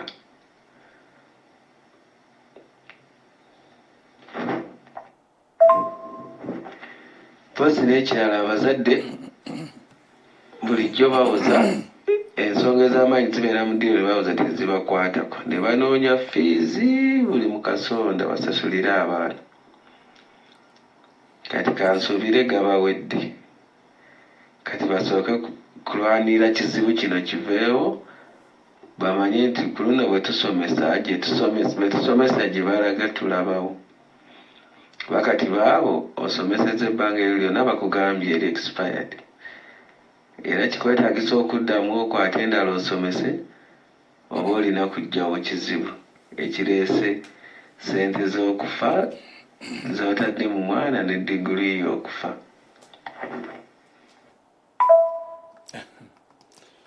Webale nnyo munnaffe Kafundo. Abagenyi baffe tusanyusa okubalaba mwenna abazze okutubuuza ku Mwami Kintu yensobola bali kuweereza puroguramu. Omulama puroguramu kweri kikaabya amaziga. Abantu bano bava buvi mu bbanga ne bajja ne boogera ebintu. Tewali expired course bonga bwe babyogera. Bo bennyini abo abantu be bali expired. Kubanga bw'obanga okitegedde nga institution nti bino ebintu bye tusomesa abantu tebirina nnyo lwaki temubikyusa. Kati omuntu yasoma kompyuta emyaka 10 egiyise omugambo otya nti in fact ng'alina mu kukola omugambo otya nti kompyuta gye wasoma kati twakozeyo Windows endala zino tukyasobola kuzikola ki zikyasobola kutambula teziri mu bwongo bwo. Nze ngamba ebintu bya kiseera busiru bifumba bufumbibwa abantu olw'okuba baagala okutuukiriza ebintu byabwe. Bifumba bufumbibwa abantu olw'okuba baagala okweteekako embeera. Actually bino ebintu bikolebwa balina universities ze baagala okuggyawo okusiimuulawo. Mostly university ebaluma ye Makerere University. Kuba bakimanyi nti Buganda Kingdom eginamu omukono munene ettaka kweri lya Buganda. Bino byonna byebintu ebiri mu abasajja abo. Bo bennyini bali expired. Kubanga institution education is a big institution ey'eggwanga. Mutuule wansi muteese nti banna ebintu bitusomesa abantu nga tebikyalina nnyo market. Mubigende nga mubijjawo mpolampola nga mumuteekawo ebirala. Naye tuula just bukenuzi bwokka bwe baba ebintu ebizzo ebirungi mubikuteekamu bantu bammwe abalala tebabiganyulwamu. Lwaki omuntu agenda kufa nti abantu bakube engalo? Tusaasira nnyo Abaganda baffe abafiiridde Somalia. Amawulire ngalaba wanonze wano wendi ewaffe Kayunga ngalaba gajja gayitiŋŋana naye nga bintu si birungi. Bintu si birungi naye abantu abo beetereeze bintu okuddukanya eggwanga si kintu kizibu nnyo. Naye bwe baagala okuteekawo embeerera gati kino ekintu kizibu nnyo kisoboka bateekawo okutya okw'ekika ekyawaggulu. Nedda bassebo temuteekawo okutya. Okuddukanya eggwanga kintu kitono nnyo. Abantu bawano bawa emisolo. Eggwanga lidwanyizibwa gundi ku policies abantu ne bawa emisolo eggwanga ne litambula. Naye mwe mutulaga nti abantu nababadde bawa emisolo era ebintu mwongera kubikalubya bukalubya. Ekitali kituufu mweddeko mulimba mweddeko mulangira bali kuweereza nze mayembe kankomawo n'abalala bateese. Kale webale nnyo munnaffe. Mulangira mwebale tuweereza emuzeeyi waffe Kintu mwebale tuweereza era tusiimira ddala. Mwebale tusomesa mwebale kubulira Abannayuganda ekituufu lwakuba tebawulira bye babagamba.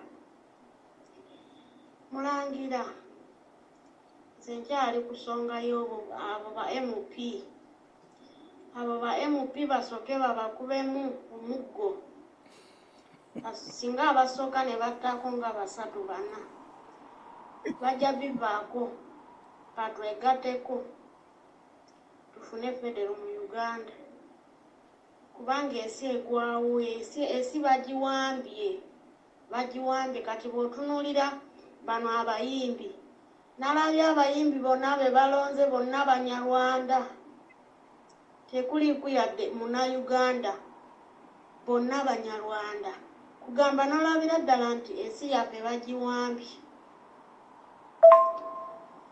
kati olwaleero nabadde wano nga nina brother wange ali Somalia nagamba Somalia Abannayuganda bonna ababasse abamu babawambye ne babatwala nga balamu abamu ne badduka nga balina ebiwundu abamu ne batta kati bonna abaleeta ebyo byonna Munyarwanda tewali mulala naye abantu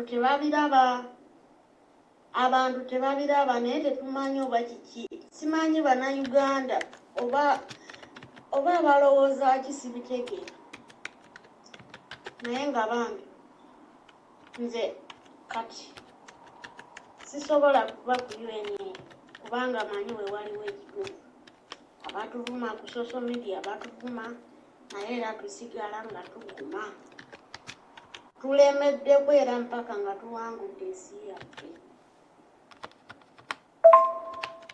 omugenyi waffe oyo yebala twegatako naye alina akantu kagambye musosolizimu okugamba alinga awagira nti Abanyarwanda tubaleke nga lwaki tubaleka ebisiraani ebyo ebitubuziza emirembe tuli mu mawanga tubonaabona tetwebaka naye bo nga bali mu Uganda basula bulungi bebaka bulungi balya sente ya muyiwa musolo bannange tuli bakuwu ate ako ka Bobi Wine bannange ako akasajja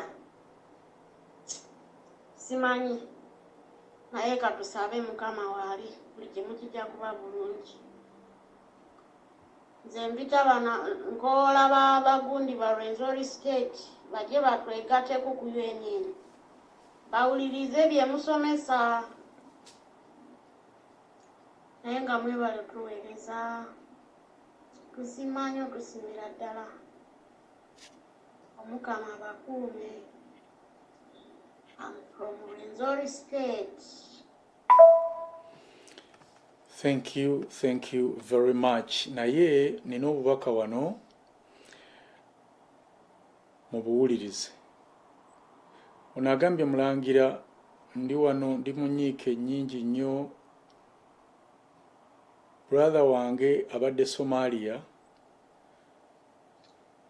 naye nga abanja emyezi 6 wamu ne banne. Ennaku zino zonna babadde begugunga nga basaba gavumenti bakomyewo waka mu kifo ky'okukolera eyo nga tebasasulwa. Olw'ebigenda maaso mu Uganda n'ettemu eri abasirikale gavumenti ebakutte bonna n'ebakubako bbomu.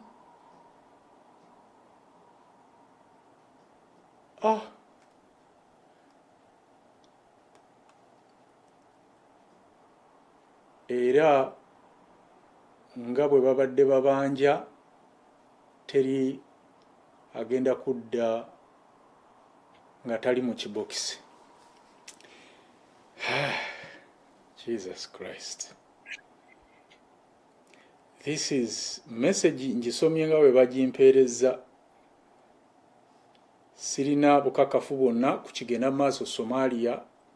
Nkiwuliddeko ono ng'akyogerako avuddeko Mayemba akyogeddeko naye we najjidde ku mpewo nabadde sina kyemmanyi wabula tujja kukola okunoonyereza ku ebyo ddala gavumenti ya Uganda bweba kyekoze kibi nnyo. Simanyi ababanja kati mu Uganda oba bo bali safe mulowooza si kye kiseera buli munnayuganda kati okwesalira amagezi. Bano abantu nabagamba nti tebalina kye balumirirwa ku muntu atali waabwe. Bo bakimanyi omutuusi yekka mu nsi ye muntu gw'omulala bakulabanga parasite. Era yokutta alabanga akubye ensiri emuli ku mukono bw'ati. Tekimugaana kulya, tekimugaana genda mu disiko oba abadde agenda. So ono agambye nti muganda we abadde Somalia nga babanja emyezi 6, abaana be nga tebalina school fees.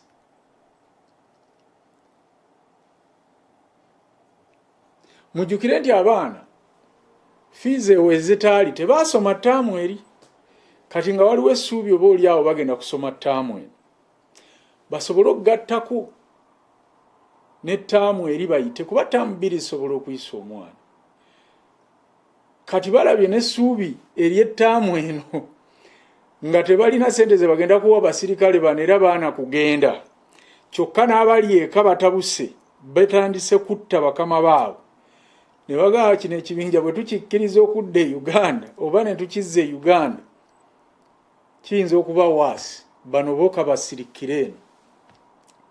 Naye mulowooza mwabo mubaddemu abaabwe? I don't think so. It's really unfortunate. N'amaanyi agongerayo program gampedde.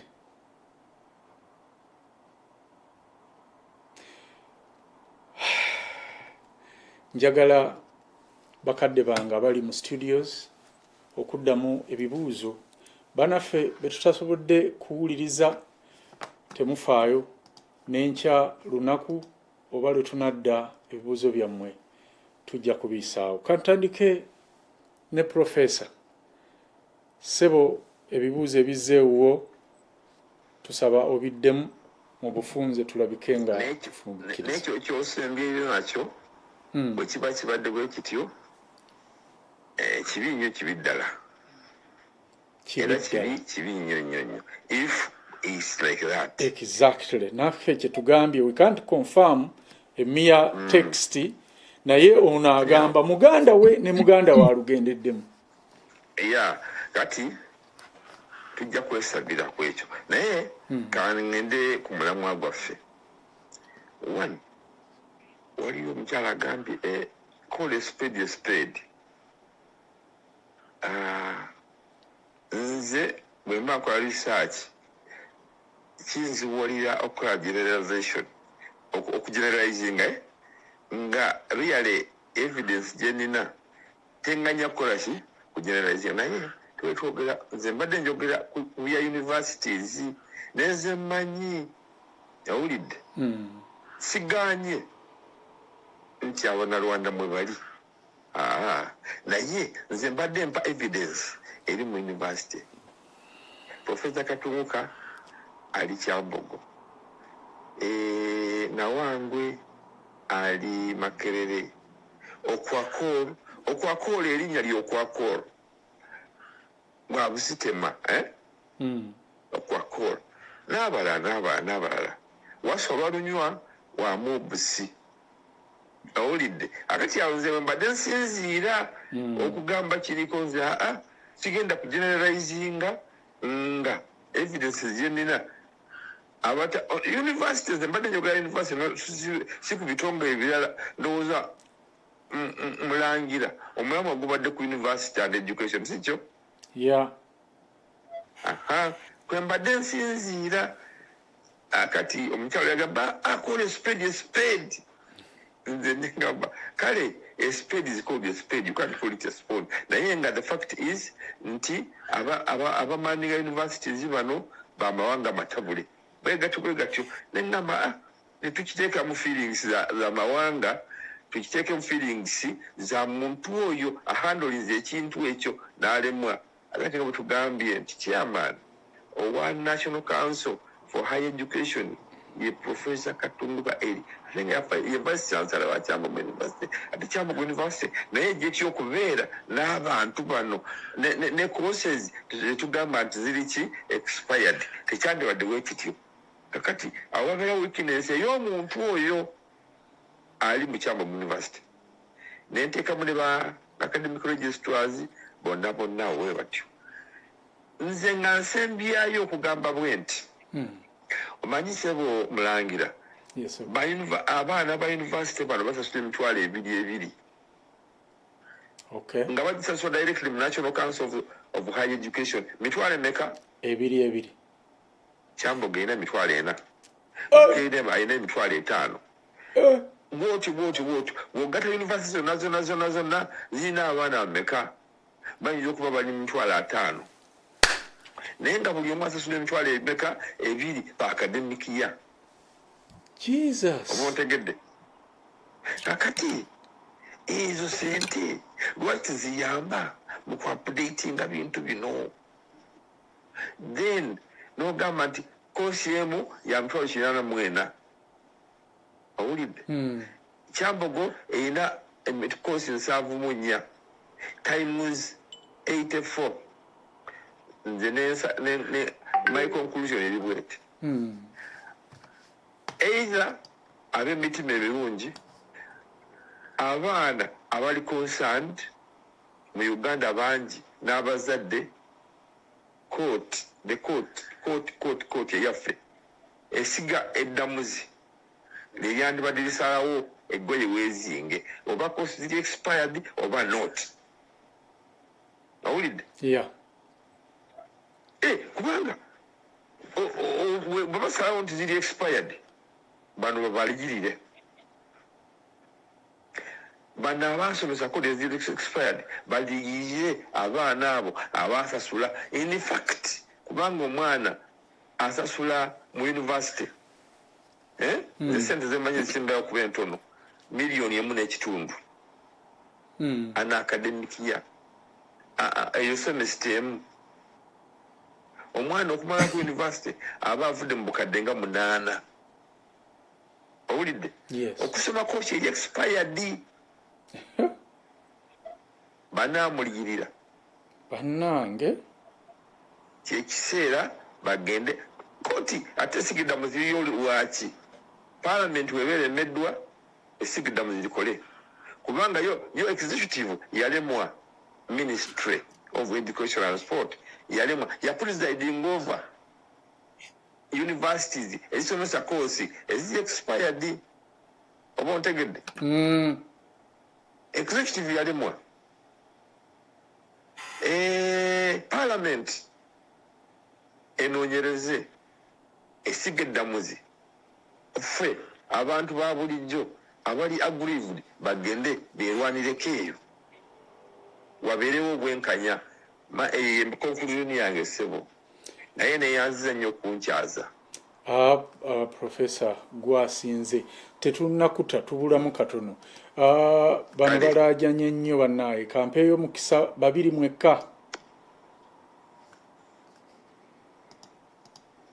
Mulangira wamu n'omugenyi waffe n'omukulu Pokino bannange mwebale nnyo byonna mwebale kuweereza byonna tubiwulidde byonna bikwasa ennaku ate nga byewuunyisa okulaba nti abantu bavaayo ne stories bwe zityo kuba baagala okussa abaana wansi kuba balaba abaana tewali employment yonna tewali mirimu gye bagenda kubawa kati bakikola okubamalamu amaanyi n'ekintu kya nnaku nnyo ekintu ekyagudde Somalia nakyo kya nnaku nnyo kintu kizibu nnyo okulaba nti bannayuganda bokka be baalumbiddwa naye nga amagye amalala go tegafunyeeko kintu kyonna naye bannange bannayuganda mbasaba mbeegayirira kati kyekiseera naffe tubanje obanga ababanja eri mu Somalia bo bazikiriza bazikirize muleke naffe tubanje bwe kiba kisoboka naffe gwe tubanja ate tumuzikirize. Lwaki tubeera ab'ekisa ennyo? Lwaki tetusobola kwevaamu abakyala n'abasajja, abalenzi abawala, abakadde n'abavubuka? Bannange kyekiseera twerwaneko, kyekiseera tuyimuse amaloboozi, kyekiseera tuyimuse emitima gyaffe, twebase nnyo. Bannange tuzuukuke. Ani anaatulwanirira? Ffe tulina okwerwanirira. Katonda n'ayamba. Katonda ayamba yeeyamba. Mulemenga okuddaawo okuva ku makya okutuusa ku makya, okuva Mande paka Mande nga muli mu ssaala. Essaala ekola nga waliwo ekigivujjirira. Bulijjo bw'oba omira eddagala nga tolya mmere n'eddagala terikola. Mira eddagala nga bw'olya emmere bw'onywa ku mazzi. Kati naffe muleke twogere, muleke tubanje ng'ate bwe tusaggula. Naye guyinza okutuulaawo n'oŋŋamba nti enseenene tojja kuzisaggula. Ye enswa bwe ziba zaabuuse oyagala okuzirya zineereeta mu kamwako. Bannange gye tukule, tweggyemu obunafu. Buli omu atuula alowooze ki kye ŋŋenda okukolera ensi yange. Leka kulinda nsi kikkolera. Buli omu alowooze akanene n'akatono, akanene n'akatono, akampi n'akawanvu. Tunuulira munno akuli ku lusegere, mukwataganya ebirowoozo. Bwe biba bikwatagana, mutuule mukwate ekkalaamu. Mugambe nti bwe tukwata wano ne tudda wano tutuuka wanti wali, ng'omugamba tutambule. Kyekiseera buli omu alabe amulinaanye. Kyekiseera buli omu amanye ani alumirwa eggwanga n'ani atalirumirwa. Atalirumirwa tomwesigama era tomuliraana. Oyo mudduke kaasa. Bannange mbawanjagira, muveeyo. Tetujja kuvaayo nga tuli mu ntaana. Tulina kuvaayo nga tukyatambula, nga tukyayogera. Mbegayiridde. Abakyala temwenyooma. Abavubuka mutulekeredde nnyo, naddala abali mu diaspora. Mwesuuliddeyo gwa naggamba, kubanga muvuga Uber, muvuga lift. Naye abange tetuli ddaka. Ezo lift ze muvuga wano mwe temulabanga batutunuulira ngeri. Mugire tudde eka, mugire tubeeko kye tulowooza. Muleke okunaanya. Leka tuleke okuliisa ebijanjaalo empiso. Kati leka tuyoole biyoole. Muve ku kuliisa ebijiiko. Ebintu leka tubikwatemu n'engalo, oba bitwokya bitwokye. Akanaaba katatwokyezza ke tujja okumera. Bannange, ekintu ekituuse n'okutuuka okugamba nti bye twayigiriza byali expired, ekyo batuzannyidde nnyo ku mutwe.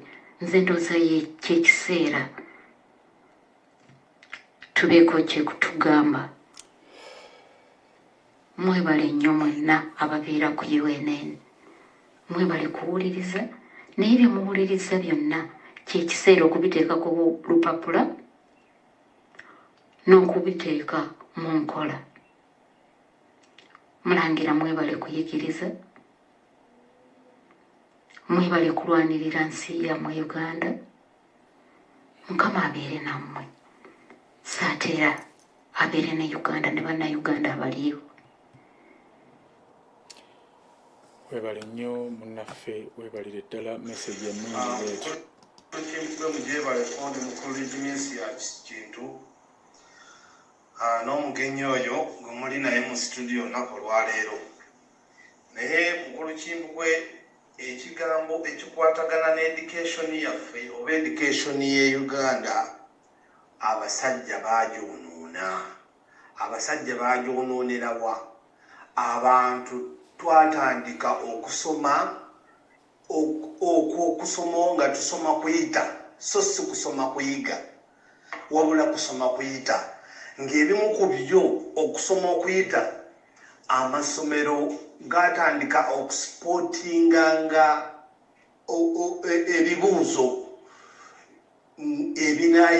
ebinaaleetebwa nti bagenda leeta bino nga bibasomesaako ogwo omuze gwatandikira nno ne mu masomero ago ag'abamuyingo g'omulaba agaabavangamu abaana abagezi ennyo ogwo ogw'okusipotinga ebinajja ne mubisomesa abaana naye nga tebabasomesezza kuyiga oba kubangulwa then ogwo omuze gwatandikira mu masomero ago ag'abamuyingo ogwo gwe batandikawo nga bo basomesa kusipotinga n'ekibinajja era basobole okuteeka abaana baabwe mu mawulire be basomesezza nti essomero lyange ery'enamugongo lye lyasinze eryayitidde ku bubonero bwe buti. Awo education we yajjira okutandika okugwa kubanga buli muntu yasomesanga baana kuyita so si kubangulwa okufuna okubajjamu omulamwa ogw'abantu abagenda ofuluma nga balina kye basobola. Era omwana owa senior 6 nze leka nkubuulire ow'omulembe gw'abaana abasajja bw'omuwa ebbaluwa ogiwandiika ogwawo n'oseka n'okuseka. Omwana ow'ebbanga liri yali owa 2 akola ebbaluwa okusinga ow'emyaka gino. Kati nojja ku education nojja ku gavumenti bwentunuulira gavumenti oba abapolitician omwami yogenze n'akyogerako n'agamba nti omudumu bwe gunaatera okwabika muganda wange omudumu guyisa guliko amazzi kayisa naye tulina bannabyabufuzi bano abali mu kuba ebiraka bo buli obalaba akayisa nga bakazibikira buli obalaba akayisa nga bakazibikira bannabyabufuzi be balemesezza abantu okwerwanako. Abantu balirwedde naye buli we abantu basituka nga munnabyabufuzi batutega munnabyabufuzi atudyekadyeka nti ye agenda tuyamba okutugirako okutuyamba okujjako Museveni. Kale tuzze abantu omudumu gubanga oguliko obutuli ogugenda okwabika naye nga munnabyabufuzi ajja ng'azibikira kati essaawa zino Uganda yaffe bwetudde tukirabe ng'omudumu oguliko obutuli obuyisa naye bannabyabufuzi bali bize bazibikira kubanga bo basasulwa era ssente babawa ssente empitirivu okuzibikira obutuli obwo nti bamanyi nti mu Mukono district abantu b'Emukono basobola okwekalakasa ne bavaayo kati nga babatega Nambooze nga ye abalaga nti ye alwana era ye ali wakali era agenda kubagirako Museveni era agenda bayamba ne mu palamenti kino kikolebwe nga babaleetera Bobi Wine kwegamba abakulembeze bano ab'opposition bano abeefudde nti bakulembeze abantu baffe be batuleetedde obuzibu okulaba nti omudumu guganya okwalika. Okay, katukome kwabo. Senior Remigius mu bufunze abantu baffe bye boogedde obyogerako ki? Sebo abantu baffe boogedde bulungi nnyo ebigambo ebyo byonna bibadde by'amakulu nnyo era kansuubire nti messages ziyingidde era nze nsiima nnyo ne Professor Waiswa byayogedde kubanga nabyo bibadde by'amakulu newankubadde abamu bayinza okubitwala nga eby'okubalaata naye omusajja oyo bassebo ne bannyabo atubuulidde ebintu n'atulaga where focus gyeteekwa okubeera. Focus eno ebintu bino tubadde tubyogerako wano enfunda. Abajjukira akantu ke twateeka ku mukutu guno weeks oba ziri 2 oba 3 nandisabye muddeyo mukasome olumbe lw'emmese kubanga kattotola bulungi nnyo situation gye tulimu n'omukyalo ono awanjagidde abantu okuzaama katandeete n'amaziga. Simanyidde ddala wa gy'asinzidde, naye singa abadde kumpi njagala kumuyingiza mu kika ky'abengo, ambeere ku lusegere muyitenga mwannyinaze buli lunaku.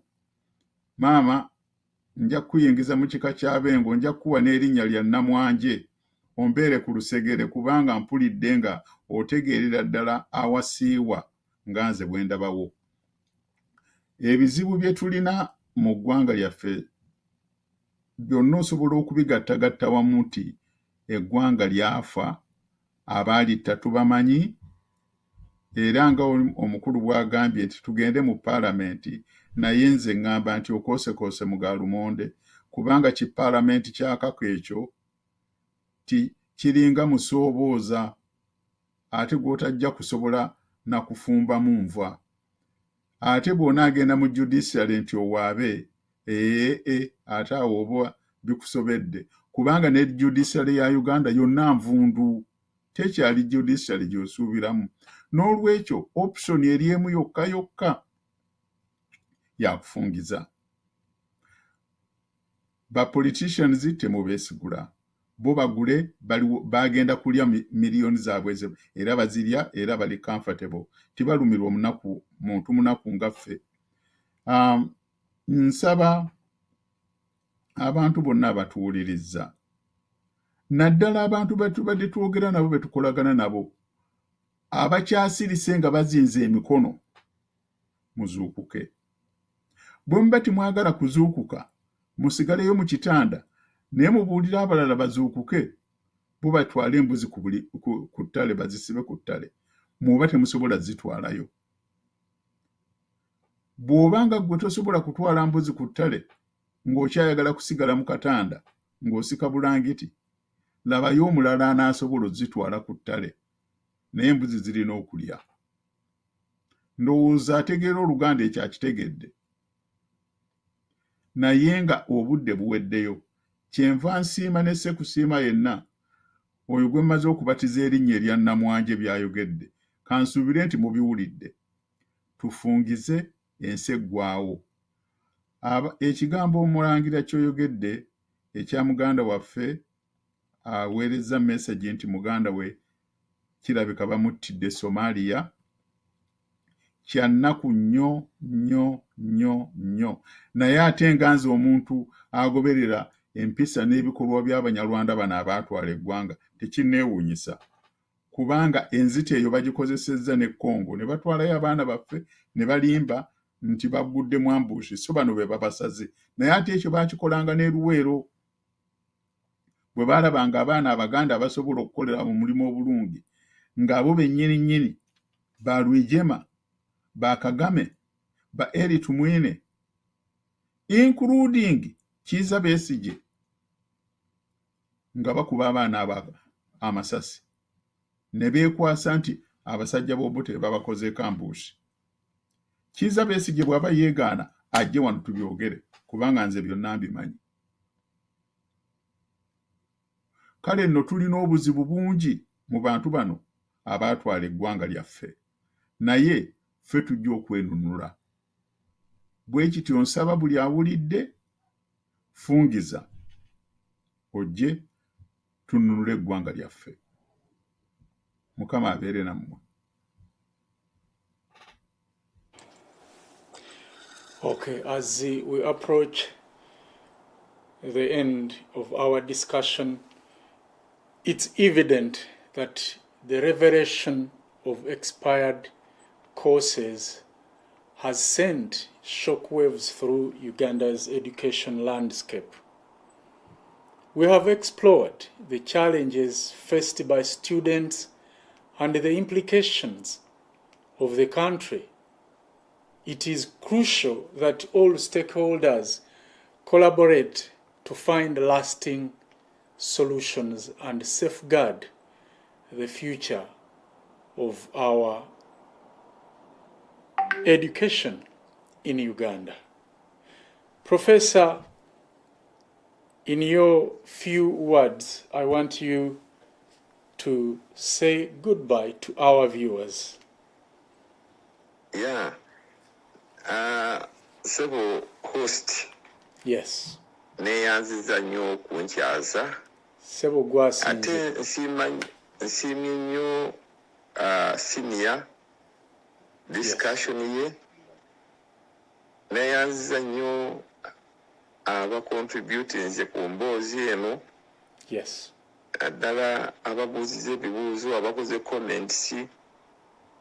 This has been a good opportunity to exchange ideas on a topic. Eriwo saawa eno ebobbi abantu omutwe, naye ngamba nti yandibadde trigger, Manyi waliwo waliwo ensonga nyingi factors ezagibeezezaawo, naye waliwo ensonga yennyini eyasembeyo ddala olutalo ne lubeerawo. Eno yandibadde ensonga eyandibadde ekwata ku buli omu ddala, nemusendasenda okugamba enkyukakyuka yandikoze ki, yandibadde okubanga ensonga eno ekwata ku future ya buli omu. Owulidde ddala, kululi olaba bakwata Bobi Wine, kululi eri bamukwatira eyo abantu ne beekalakaasa ate nga bakutte Bobi Wine ye nga ye. Naye kati wano bakutte buli omu so oba okitegedde? Expired course ekutte ku buli omu. Therefore oba mukulu oba muto bandibadde beegattira wamu. Nze okulwange mmaliriza nga ŋŋamba nti ewo ebeerako ne fronts nnyingi, ate tokka kibe nga tunaba kukikenezeza ki ndusu. Ekibe kye ŋŋamba ye gavumenti tugiyite mu parliament, tugiyite mu legislature, amaye mugundi mu judiciary, ekibe kikenenuka endusu balyoke bakitte nga kikenenusa ki endusu. Ebyo byange, weebale nnyo okunkyaza Sebo, tweyanza nnyo, tweyanzeege, era bw'owuliranga eddoboozi lyaffe nga likuyise tolwawo, oyanguwanga nojja tutaasa eggwanga lyaffe. Weebale nnyo, weebalire ddala munnaffe. Okay, Senior Remigius, naawe obugambo bwe obusembayo Sebo. Nze nkoowoola buli munnayuganda awuliriza pulogulaamu y'olwaleero na byonna bye twogedde nti akagombe mukawulidde nga baganda baffe awo bwe bagambye.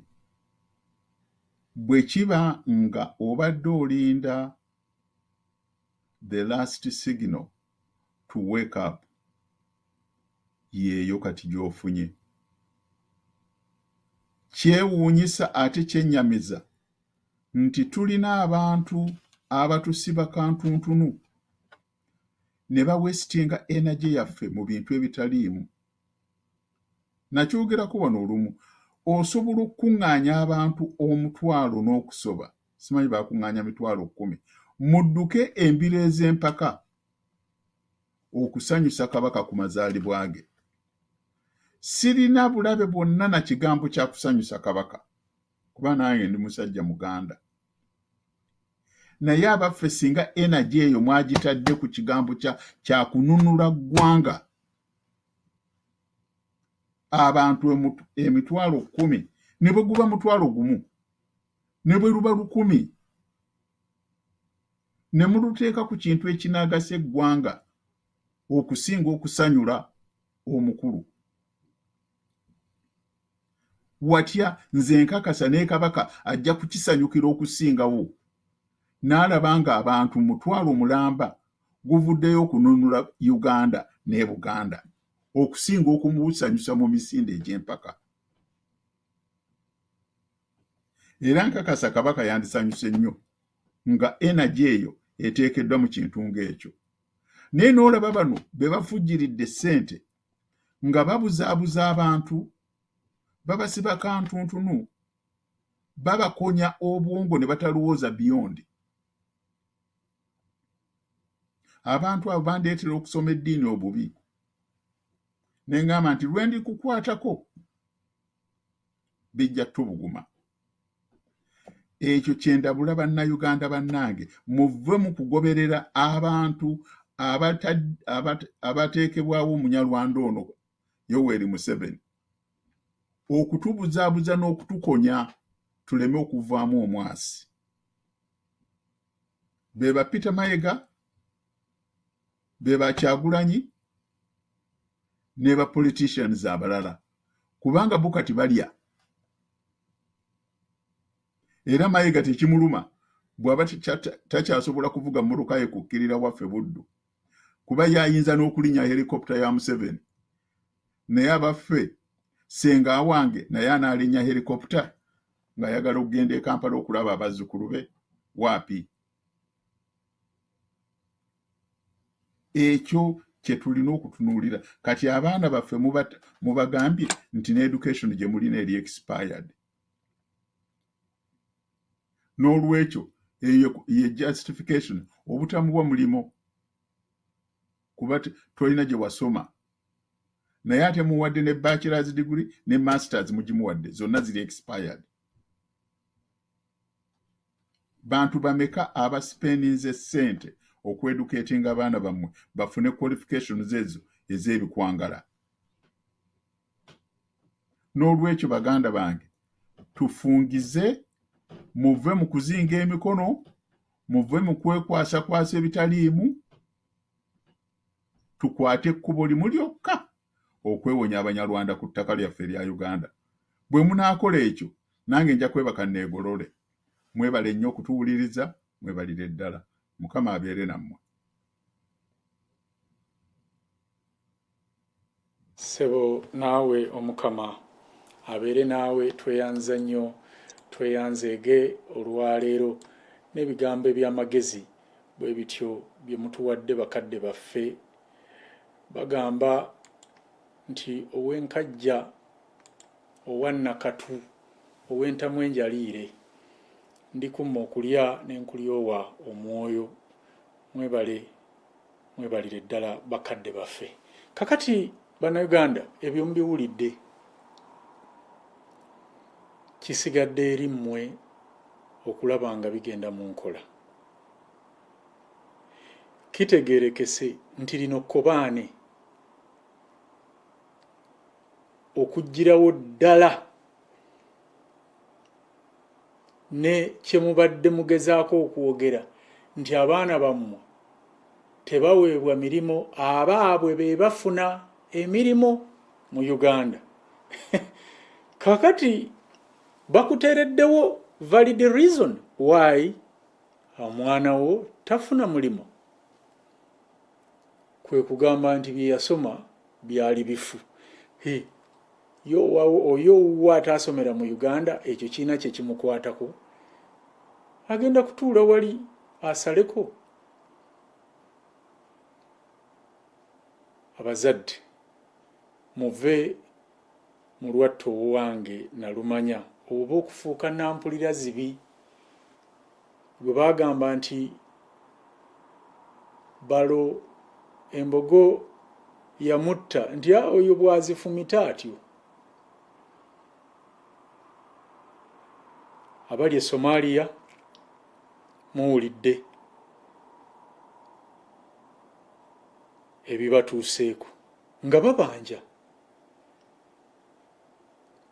Juzi munnaffe Kisambire yavaayo mu sigeddamu z'okompuliininga ku musaala nti bannange gye mugula sabbuuni naffe gye tumugula. Kati we twogerera musajja wattu atemeza mabega wa mitayimbwa. Kakati nno bagamba nti olaba embwegobo w'ekiwempe nti ate ggwe eyetisse eddiba eririmu n'akawunya.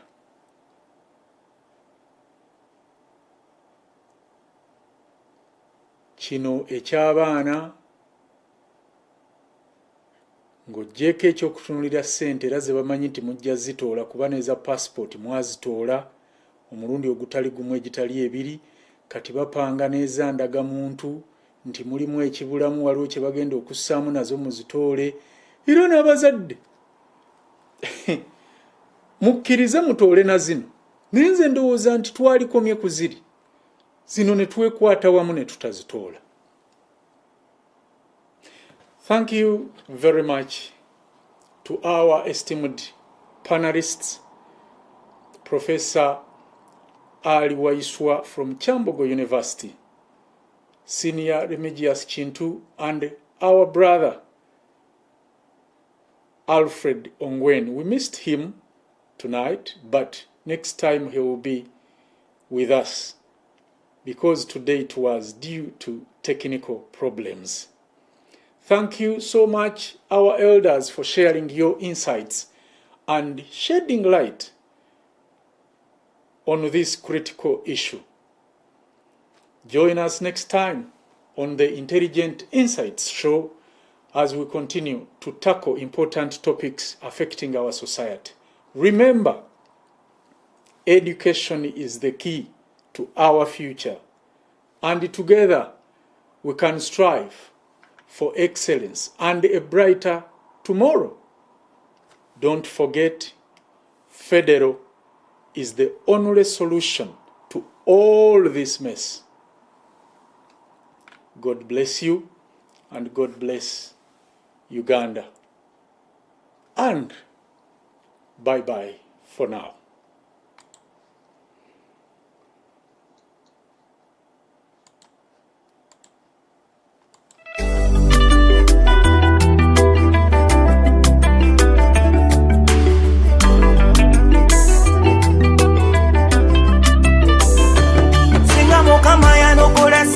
Zaffe omugenyi najja musulako ebibamba naye ebikolimo by'enkoko tebitakamunye musiiba mugamba gowonyegera ali kusambya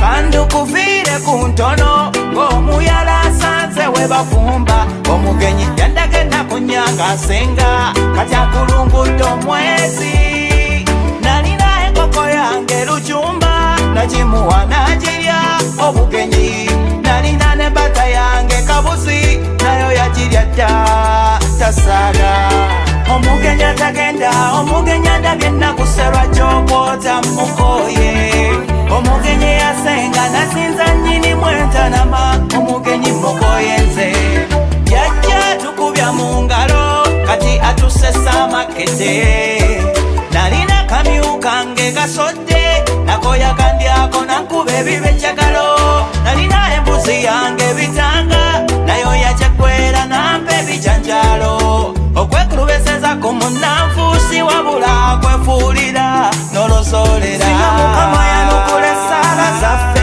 omugenyi najja musulako ebibamba naye ebikolimo by'enkoko tebitakamunye musiiba mugamba gwowonyegera ali kusambya omugenyi atagenda omugenyi andabye nakuserwa kyokwota mukoye omugenyi yasenga nasinza nnyini mwentanama omugenyi mukoye nze obatuttemu empisi tumuwaalye tumulimba ennyama ya mbuzi eva wa mutanda baluvu banakkirira ekaganga naye mpulira alinayo muganga oba tumutegere kamyo mu butunda ebentanya y'okusenvula makanda wayo ya doodo tumuwa omunyango akotebwa omumira aserengeta ettanda omugenyi atagenda omugenyi andabye nakuserwa kyokwota mukoye omugenyi yasenga nasinza nnyini mwentanama omugenyi mukoye nze omugenyi atagenda omugenyi andabye nakuserwa kyokwota